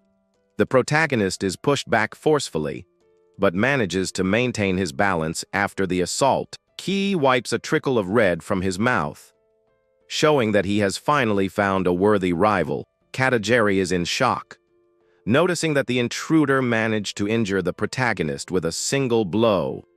Kuroki watches everything with a convinced smile, sure that his elite assassin will win the fight. The young intruder's reaction speed and combat power surpass the limits of an ordinary human. Kei asks the rival directly if he is part of the dangerous group called the Funeral Flowers. Campanula confirms with a sneer and officially introduces himself as the flower of gratitude of his group. The young man puts his hands together and ironically gives thanks for having a fun game at the end of his job. The two fighters continue to stare at each other coldly under the supervision of the very tense security guard. Ki gives a challenging smile and replies that the pleasure of facing him is actually all his. With glowing eyes, the boy warns that now he can eliminate his adversary without needing to hold back. Campanula advances to restart the duel while the arena's announcer watches. Terrified, Katajiri bites his lip with worry, sensing that this fight will be much more violent than the others. Akari and Kuroki continue to watch the spectacle from the box above with very different feelings. Kai mentally admits that he wouldn't want to receive that extremely painful open palm strike. Campanula looks down at him with a sadistic smile, his eyes shining with pure amusement in the middle of the ring. The protagonist analyzes his opponent and concludes that he needs to figure out his fighting style as soon as possible. Campanula ironically comments on the silence of the place while observing the fallen bodies around the two fighters. The assassin warns that if Ki doesn't take the initiative, he will advance himself to start the confrontation. Campanula flies toward Kei, delivering an extremely swift attack with his fists in the arena. Kai's eyes widen as he realizes the incredible speed his enemy possesses in his movements. Campanula continues to attack with full force and tries to land a direct punch on the boy. Kai manages to dodge, just barely by leaning his body back with great agility. The young man wonders what's strange about the unusual movement the enemy is showing. Campanula attacks consecutively from top to bottom, trying to break the young man's strong guard for good. Kai notices that although the blows are fast, their trajectories are easy to predict in combat. He also notes that the air current generated by the fists gives away the exact direction of each attack. The rival's style lacks Lycorus's precision, being just a mix of violence and speed. Campanula is startled to realize that his strongest blow was completely avoided by the boy in the suit. Kai takes advantage of the opening to apply a surgical block directly to the young assassin's arm. The enemy feels a painful shock, and his eyes widen as he notices what the protagonist has done. Campanula moves away, jumping back quickly, while Kei remains firm in his stance. Katajiri celebrates enthusiastically upon seeing that the protagonist successfully hit his dangerous rival. The assassin notes that his radial nerve was hit, leaving his left arm completely paralyzed. He smiles and explains that this technique resembles the gunting of Psylot, used to disable limbs. The protagonist used the pisiform bone of his wrist to deliver a very precise impact. Campanula asks with curiosity if Kei's blow was the feared method of passing. Kai mockingly comments that his rival knows the technique well and ironically asks if the style is now in fashion. This school of Sealet was created to resist invaders, but was eventually banned for being too lethal. Kai explains that the technique is not popular because he heard the last living user passed away 11 years ago. Without wasting time, The assassin goes on the offensive, delivering a violent kick at the young man. The intruder gives a very sadistic smile as he plans his next move in the middle of the fight. Ki tries to counter-attack quickly, but his adversary manages to block the assault with ease. The protagonist's eyes widen in shock as he realizes his opponent is predicting all of his moves. Campanula smiles, stating that the young man is interesting and that he wants to see the limit of his abilities. Ki grits his teeth, very irritated, as he tries to read the enemy's extremely fast movements. The assassin dodges all the punches very agilely, leaving the protagonist quite frustrated. He moves without any real effort, creating several motion trails across the combat arena. The protagonist thinks that this doesn't make sense and wonders how his rival dodges so easily. Normally, fighters read their opponent's movements to predict the direction of the next attack. They calculate the shift in the rival's center of gravity to know where the blow will be delivered in time. Without this reading, it would be impossible to react to exchanges of blows that last only fractions of a second. However, Ki realizes with astonishment that his rival dodges the punches only after seeing their physical trajectory. This means that the assassin's reaction speed surpasses the limits of any ordinary human. Suddenly, Campanula flips upside down and lands a violent punch on the protagonist's face. Kay lets out a groan of pain as he is hit squarely by the devastating blow from the blue-hooded young man. The impact throws the boy back with extreme violence, raising a large cloud of dust. He slides across the concrete floor, badly hurt after taking the full force of that enemy attack. Katajiri shouts the boy's name in total desperation, seeing that his young ally has been knocked down. Akari rises from her chair, frightened, unable to believe her protector's defeat. Kuroki extends his hand to stop the young woman from moving, maintaining a very cynical expression in the room. The traitor mockingly comments that this is real violence, and that the bet has already been decided. He smiles, saying that what matters in the underworld is surviving to reap the rewards of the bet. The young woman glares at him with deep contempt and calls him a coward without showing any sign of panic. Akari seriously warns that she will make her rival pay a much higher price than the bet. When the combat is over, she tells the mafioso to get ready as the protagonist shows the first signs of getting up. The Harris and the bodyguard watch in surprise as the young man gets back up after the rival's violent blow. Standing again, Kay adjusts his tie and states that he has already figured out the enemy's biological secret. The boy has a light scratch on his face, but keeps his focused gaze on his opponent in the arena. The entire underground arena waits in absolute silence for the restart of the violent physical clash. Kai reveals with total certainty that his adversary's true specialty lies in the structure of his body. The young man points out that the secret behind such reaction speed is in the young rival's nerves. The assassin celebrates cheerfully, raising his arms and confirming that he really does have something special. He confesses that his nervous system was developed through stem cell transplants in the past. Campanula explains that his axons are thicker, and therefore his nerves are much more resilient.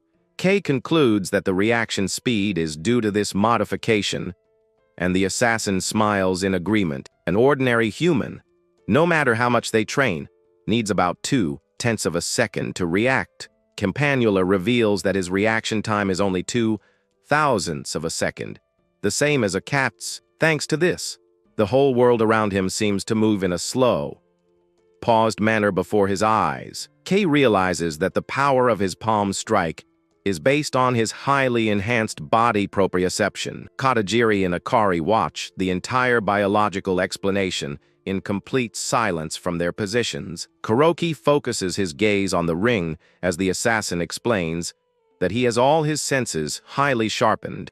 He can feel every muscle fiber to apply the maximum force flow without any waste. The young assassin points out that a legendary technique like Fa Jin is as simple as breathing for him. The villain looks down on others, saying they are weak for remaining trapped by human limits. The image of ancient warriors appears, as Campanula claims their efforts were quite pathetic. Kai agrees with his rival but asks if having this slow vision doesn't interfere with his daily routine. Campanula is confused, not understanding where the protagonist is going with that mysterious question. Kai mockingly asks if watching normal movies doesn't seem like a slow, stuttering flipbook.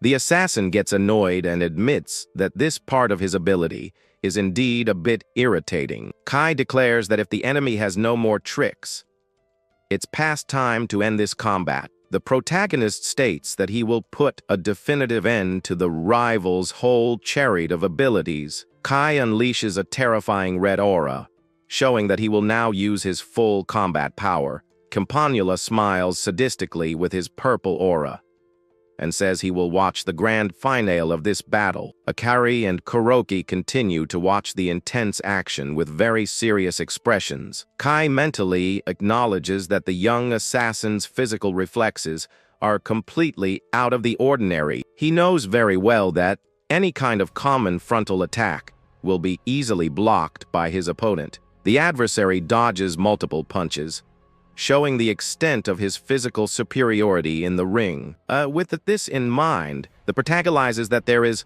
only one viable path to his victory. He plans to launch a counter-attack at the exact moment of his adversary's own violent assault. Campanula smiles very confidently because he knows exactly what the protagonist plans to do.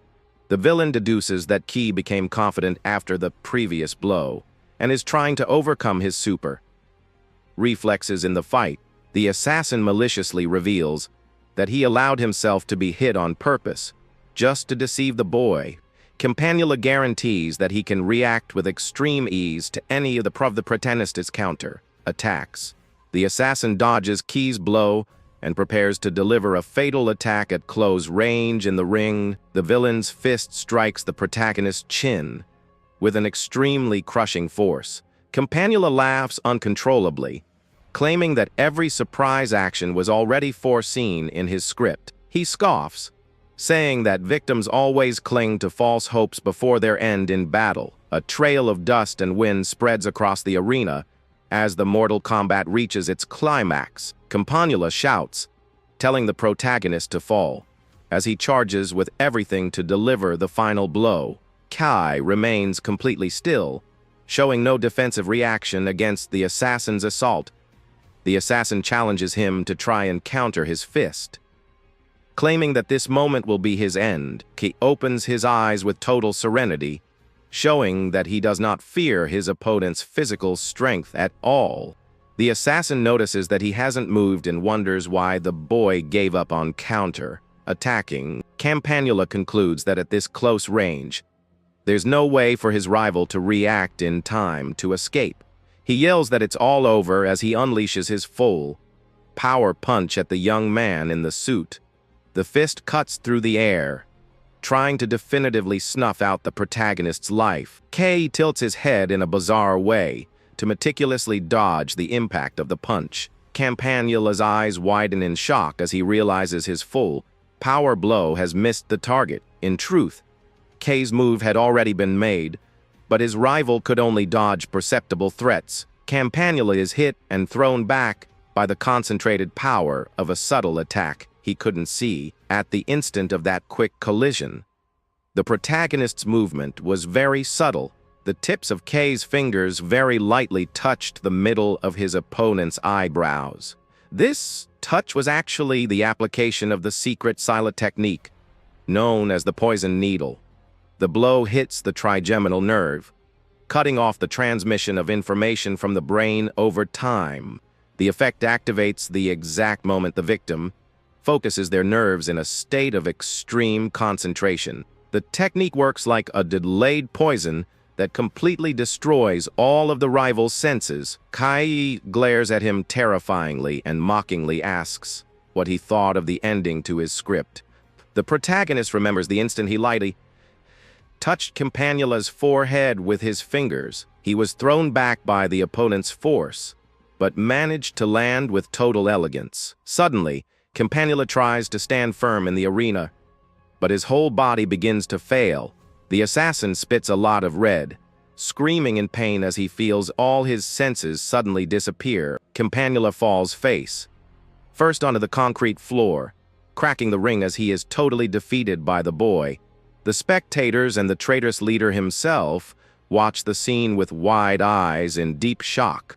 Assassin tries to move but realizes it's impossible and desperately asks what his rival did. Kai just looks at him coldly and calmly replies that he simply touched his opponent. Ki didn't attack directly, but tensed the muscles of both legs and lowered his pelvis. He completely stabilized his spine and locked his upper body with his back muscles. By extending his arms firmly, the protagonist turned his entire body into a solid stake.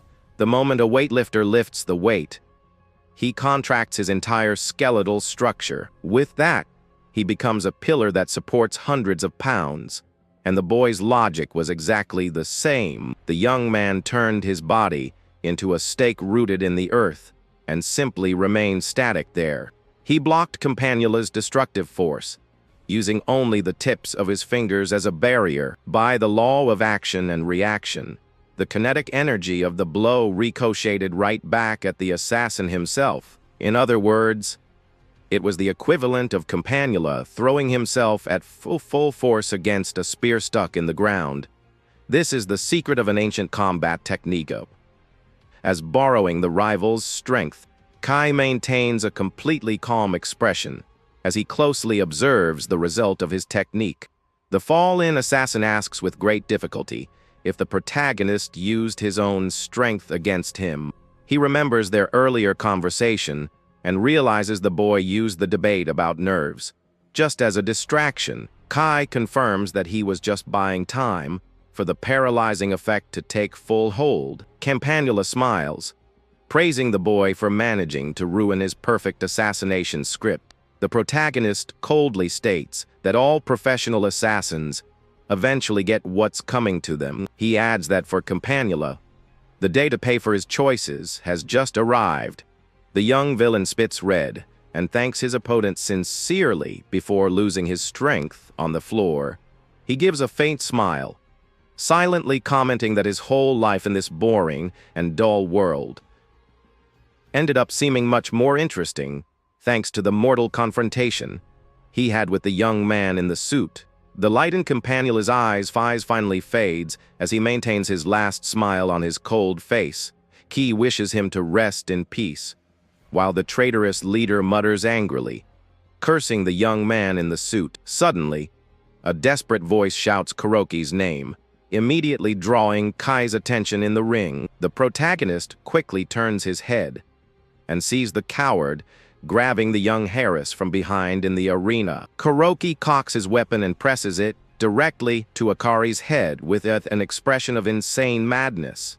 With his red eyes glowing intensely, Kei directs a murderous and dark glare at the traitor. It all begins in an abandoned warehouse, where a traitor is holding a woman hostage, surrounded by the clan's cronies. The man points a weapon at her head and warns Kuroki not to move. He threatens that with a single move of his finger, it'll be all over for the hostage. Kuroki, the young master of the clan, faces the situation with a chilling calmness. He responds with disdain, asking what it matters if she's gone. The kidnapper is completely confused by the unexpected response. Kuroki questions him about what he thinks will happen after he takes her out. The traitor breaks into a cold sweat, realizing the situation has spiraled out of his control. He grits his teeth, trying to maintain his threatening posture at all costs. At that moment, Kuroki takes a confident step toward his enemy. The kidnapper tries to convince himself that his cowardly plan is still working. He flashes a wicked smile, believing he has regained the upper hand. In his mind, he decides that if he's going down, he's taking someone with him. While the cronies are on edge, Kuroki continues to advance without hesitation. The traitor yells that the fight isn't over, as long as he has the boss's daughter. He thinks to himself that he just needs to hold out until his faction comes to save him. Suddenly, he's caught by surprise surprise when he hears the woman's calm voice. Akari looks at him with hatred and asks why he took out her father. The man looks away, slightly intimidated by her unnerving courage. He replies that her father was planning to dissolve the entire clan. The revelation leaves everyone there completely shocked and speechless. Kuroki loses his patience and shouts furiously that he must be kidding. The traitor retorts that he wouldn't throw their legacy away for some kid.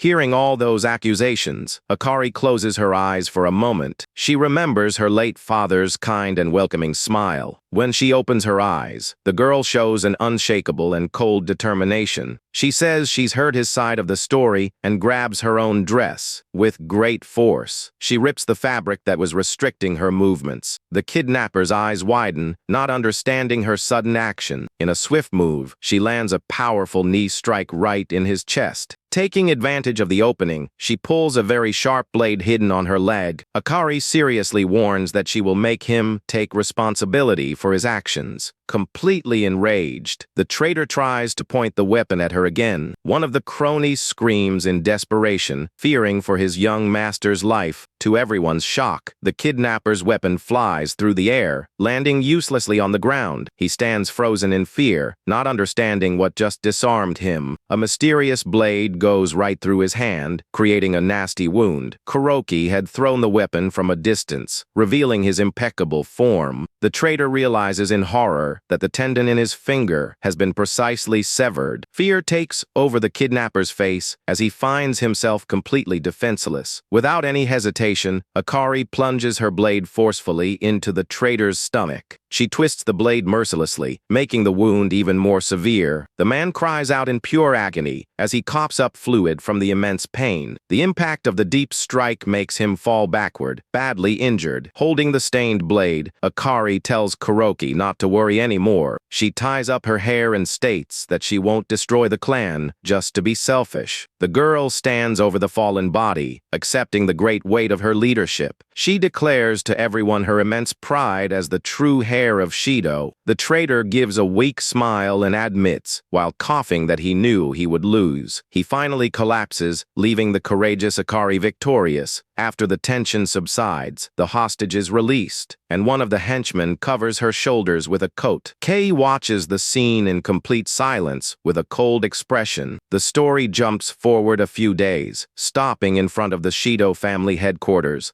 Akari appears kneeling in the main hall, wearing a formal kimono. The clan has prepared an altar in memory of the late leader, Masami Shido. Kai remains leaning against the wall, just observing the ceremony from a distance. An elder brings a ceremonial cup, stating that it is the soul of the Shido group. He holds the tray firmly and asks if her determination is absolute. The man asks her to drink it all at once, while everyone watches in respect. The young woman's delicate hands touch the red cup with great reverence. Akari closes her eyes for a moment, preparing for the weight of her choice. The clan members wait anxiously, holding their breath in the tense atmosphere. No one dares to look away from the most important moment of the succession. Without hesitation, she brings the drink to her lips, fulfilling the traditional ritual. The girl swallows the entire contents in a single gulp, showing great strength. The men are completely impressed by the young woman's firm attitude. Akari places both hands on the floor respectfully and very politely. She officially declares that she is assuming the title of the fourth leader of the clan. Being inexperienced, she humbly asks for the continued support of all members. With impeccable posture, the new leader bows as a sign of deep respect. The girl raises her head, stating that she entrusts her life to each of them there. All the men bow, shouting in unison that they will serve her with loyalty. Kai remains in the corner of the room, satisfied with the outcome of that long crisis. Akari resumes her posture, feeling the real weight of leadership for the first time. The protagonist gives a slight smile, realizing she will do very well. At another moment, Kai appears in a dark room, working on his computer. He narrates that the traitor is gone, and Akari took over the group as planned. Kai reveals that he became the chief advisor and took over the underworld connections. He clicks the mouse, celebrating that he's taken a very important step in his plan. The computer screen displays a video of a happy, smiling blonde girl. Kai's eye shines intensely as he focuses on that very important memory. He remembers with great affection when he used to pat that little girl's head. Nostalgia quickly gives way to a threatening gaze, filled with pure fury. The system finally completes the data analysis he had requested. Kay mutters that he paid a high price for that stolen information from Campanula. He goes back to typing frantically, focused on an enemy's business plan. The monitor shows routes for illicit shipments and the distribution of dangerous substances in Japan. The advisor clicks to investigate the details of that operation more deeply. He discovers that the organization is using innocent civilians for the deliveries.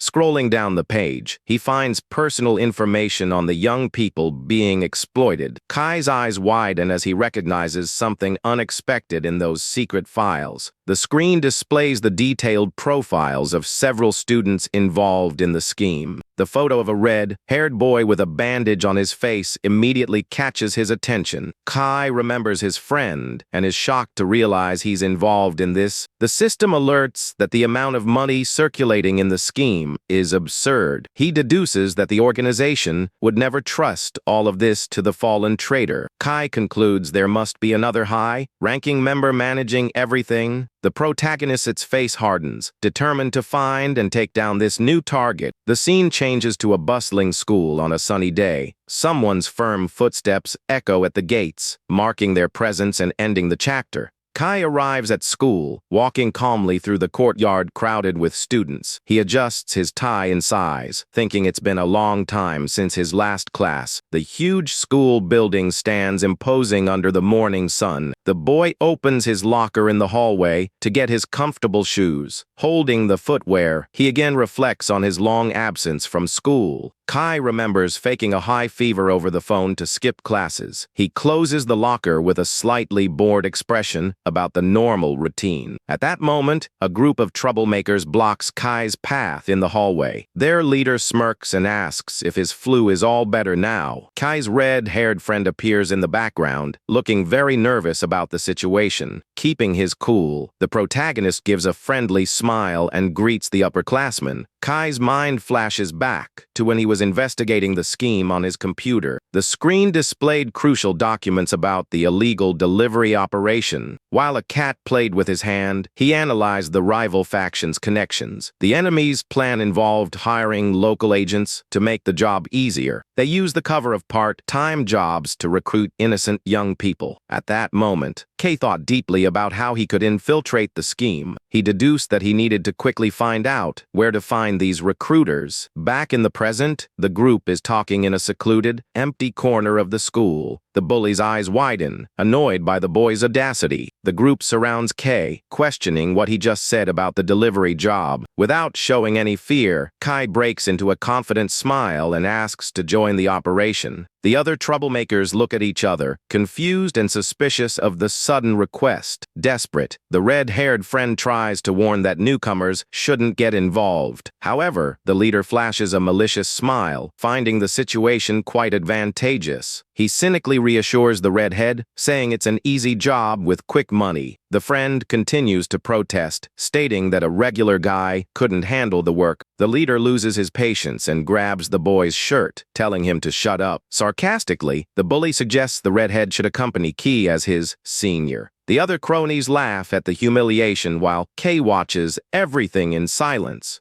Kai approaches with a smile and says he also really wanted to have a word with them. The delinquents back away, startled, and blame the boy, demanding he stop being fake. The protagonist is genuinely confused, not understanding the reason for their aggression. Furious, the leader grabs Key's shirt, demanding he stop playing dumb. Kai's eyes glow red as he subtly squeezes the aggressor's wrist. The leader feels an incredible pain and breaks into a cold sweat, not understanding the boy's strength. Suddenly, footsteps echo in the hallway, drawing everyone's attention. A new, imposing group of students appears with their arms crossed, commanding respect. Key glances over his shoulder, immediately recognizing the authority of those students. The bully says the name, Ichinos, and warns him not to meddle in their business. The leader of the new group maintains an extremely severe and intimidating expression. The delinquent grits his teeth, realizing he doesn't stand a chance against them. With no other choice, he angrily shoves Kai away and backs off. The bullies leave in a huff as the committee watches them go. The red-haired friend looks at Kai with relief and apologizes for causing the trouble. The newcomer extends his hand, kindly asking if Ki is okay. Kai notes that he is Akira Ikenos, the feared captain of the school's kendo club. Kei shakes Akira's hand, confirming he's fine and thanking him for the help.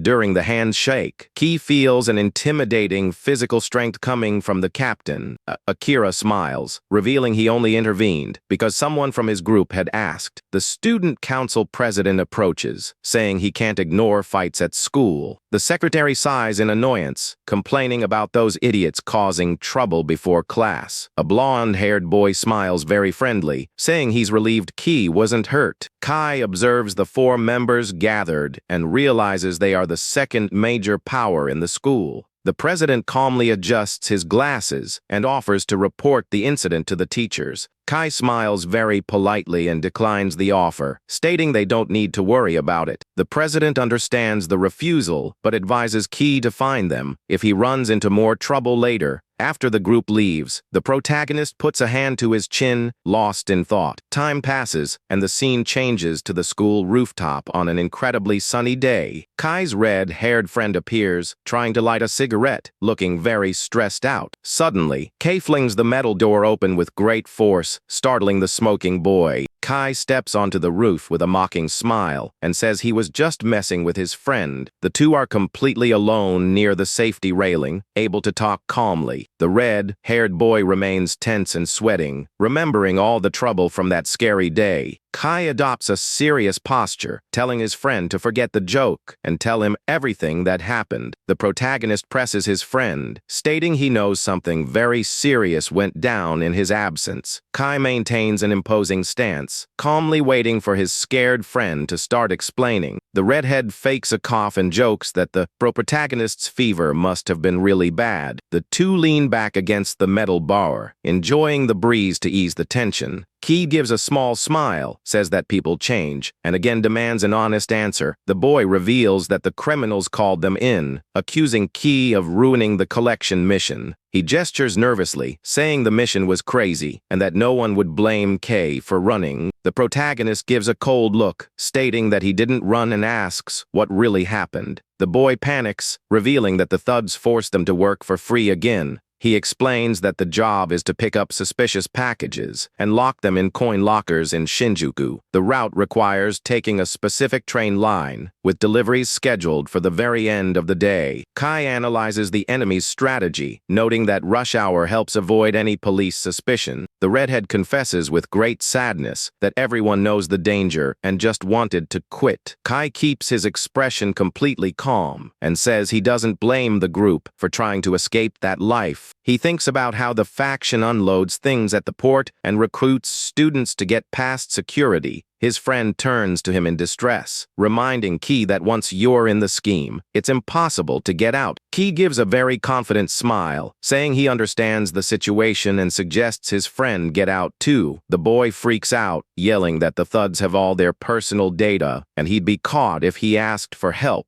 Kai simply starts walking and gives his frightened friend a reassuring pat on the back. The protagonist heads for the exit, promising to solve this whole big problem for good. Walking away calmly, Kei says he always pays his debts and tells the boy to skip the next run. The redhead shouts his friend's name in complete shock, unable to believe the boy's immense audacity. The heavy metal door closes, leaving the boy standing on the roof. Processing everything, still bewildered, the boy breaks into a cold sweat, wondering who the heck Kai really is in the underworld. Meanwhile, Ki walks down the long school steps with his hands in his pockets and a calm demeanor. The protagonist's gaze takes on an intense red glow, showing that the real hunt has begun. Time moves forward quickly, and the scene focuses on the facade of a building lit by the setting sun. A mysterious hand grabs the dark doorknob, entering the place very quietly. Wearing a cap and casual clothes, Kai enters the dangerous hideout, walking with pure confidence. The boy scans the entire place with his eyes, a calculating expression hidden under the brim of his hat. To his great surprise, he realizes the apartment has been completely emptied by the dealers. A brief flashback reveals that the base used to be full of bullies serving a very aggressive man. The big guy carried a golf club on his shoulder, commanding all his subordinates with force.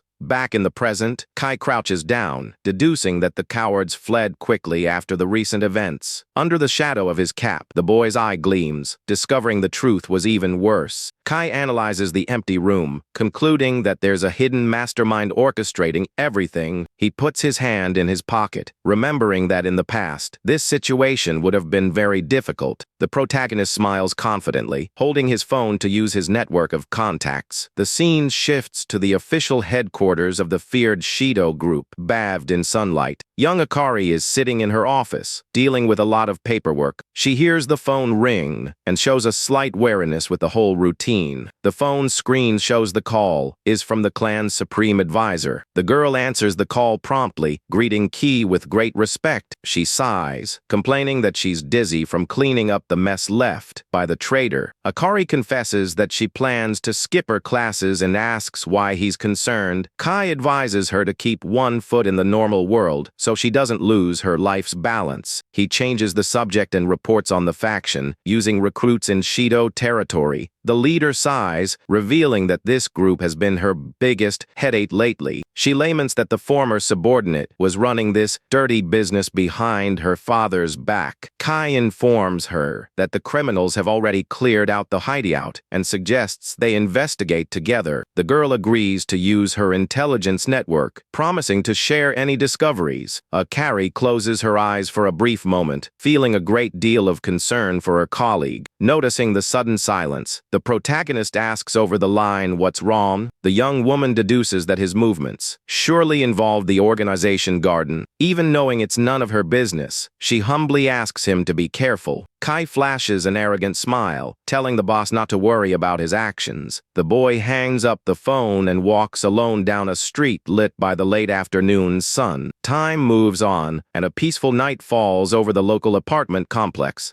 A warm and comforting meal is served on the brightly lit dining room table. Kai appears, eating dinner peacefully with his loving adoptive family. His father asks if he's feeling better, and Kai apologizes for making them worry. His mother smiles, very relieved, noticing that the boy's appetite had finally returned. They laugh together as Kai reflects that in the past, all he knew was how to take from others. He fondly remembers the little girl who gave him a heart for the first time. The memory turns dark as he recalls his miserable failure to protect her. Looking at his family, he confesses that he thought he'd never have a peaceful life again. The protagonist takes on a serious and utterly determined expression to fulfill his duty. He swears he doesn't mind getting his hands dirty in the underworld if it will save young Lilia. Kai assures himself that he will now act like a human being and not a cold machine. The lovely family continues to enjoy their dinner, unaware of the boy's internal conflict. A few days later, the scene cuts to the vast sea near a busy port. Kai observes the horizon with binoculars while holding his phone to his ear. He leans on the railing of a building, praising his informant's speed in the search. The view from the binoculars focuses on a complex of very suspicious-looking warehouses. Kay finds it amusing and asks why his contact suddenly started using a formal tone. The informant is the former bully leader, who explains it's because of the boy's new supreme position. The former delinquent gets back on topic and seriously warns that the job is very dangerous. He warns that the new enemy hideout is in Warehouse 7, surrounded by armed guards. Kai focuses his view on the huge metal door of the warehouse and lets out a curious sound. The magnified image reveals two suspicious guards watching the entrance very carefully. The protagonist understands the logic of their defense. Remembering the enemy's recent losses, he deduces that the garden organization would never stay quiet after losing 3 of their operatives. Kai realizes that this place isn't just a base, but a trap to take him out. Instead of feeling fear, the boy lowers his binoculars, confessing he's a little offended. On the other end of the line, the informant is completely confused by Kai's reaction. Kai shows a menacing look and concludes that his enemies are really underestimating him with such weak security. The night continues, quiet and silent, lit only by the full moon over the large port warehouses. Near the entrance, one of the guards tries to light a cigarette, completely distracted by his habit. Suddenly, Kai emerges from the shadows right in front of the henchman, wearing a terrifyingly intense look. Without giving him time to react, the protagonist covers the guard's mouth and lands a heavy blow to silence him. The second guard hears the strange noise and turns around, startled, trying to figure out what happened. Before he can even process the scene, the man receives a devastating punch right in the middle of his face. Kai sighs with boredom, looking at the two guards collapsed and completely unconscious on the concrete floor. He decides he'll start the job by cleaning up all the trash scattered around the front yard. Walking toward the warehouse, the boy wonders what kind of enemy, Flower, is hidden inside.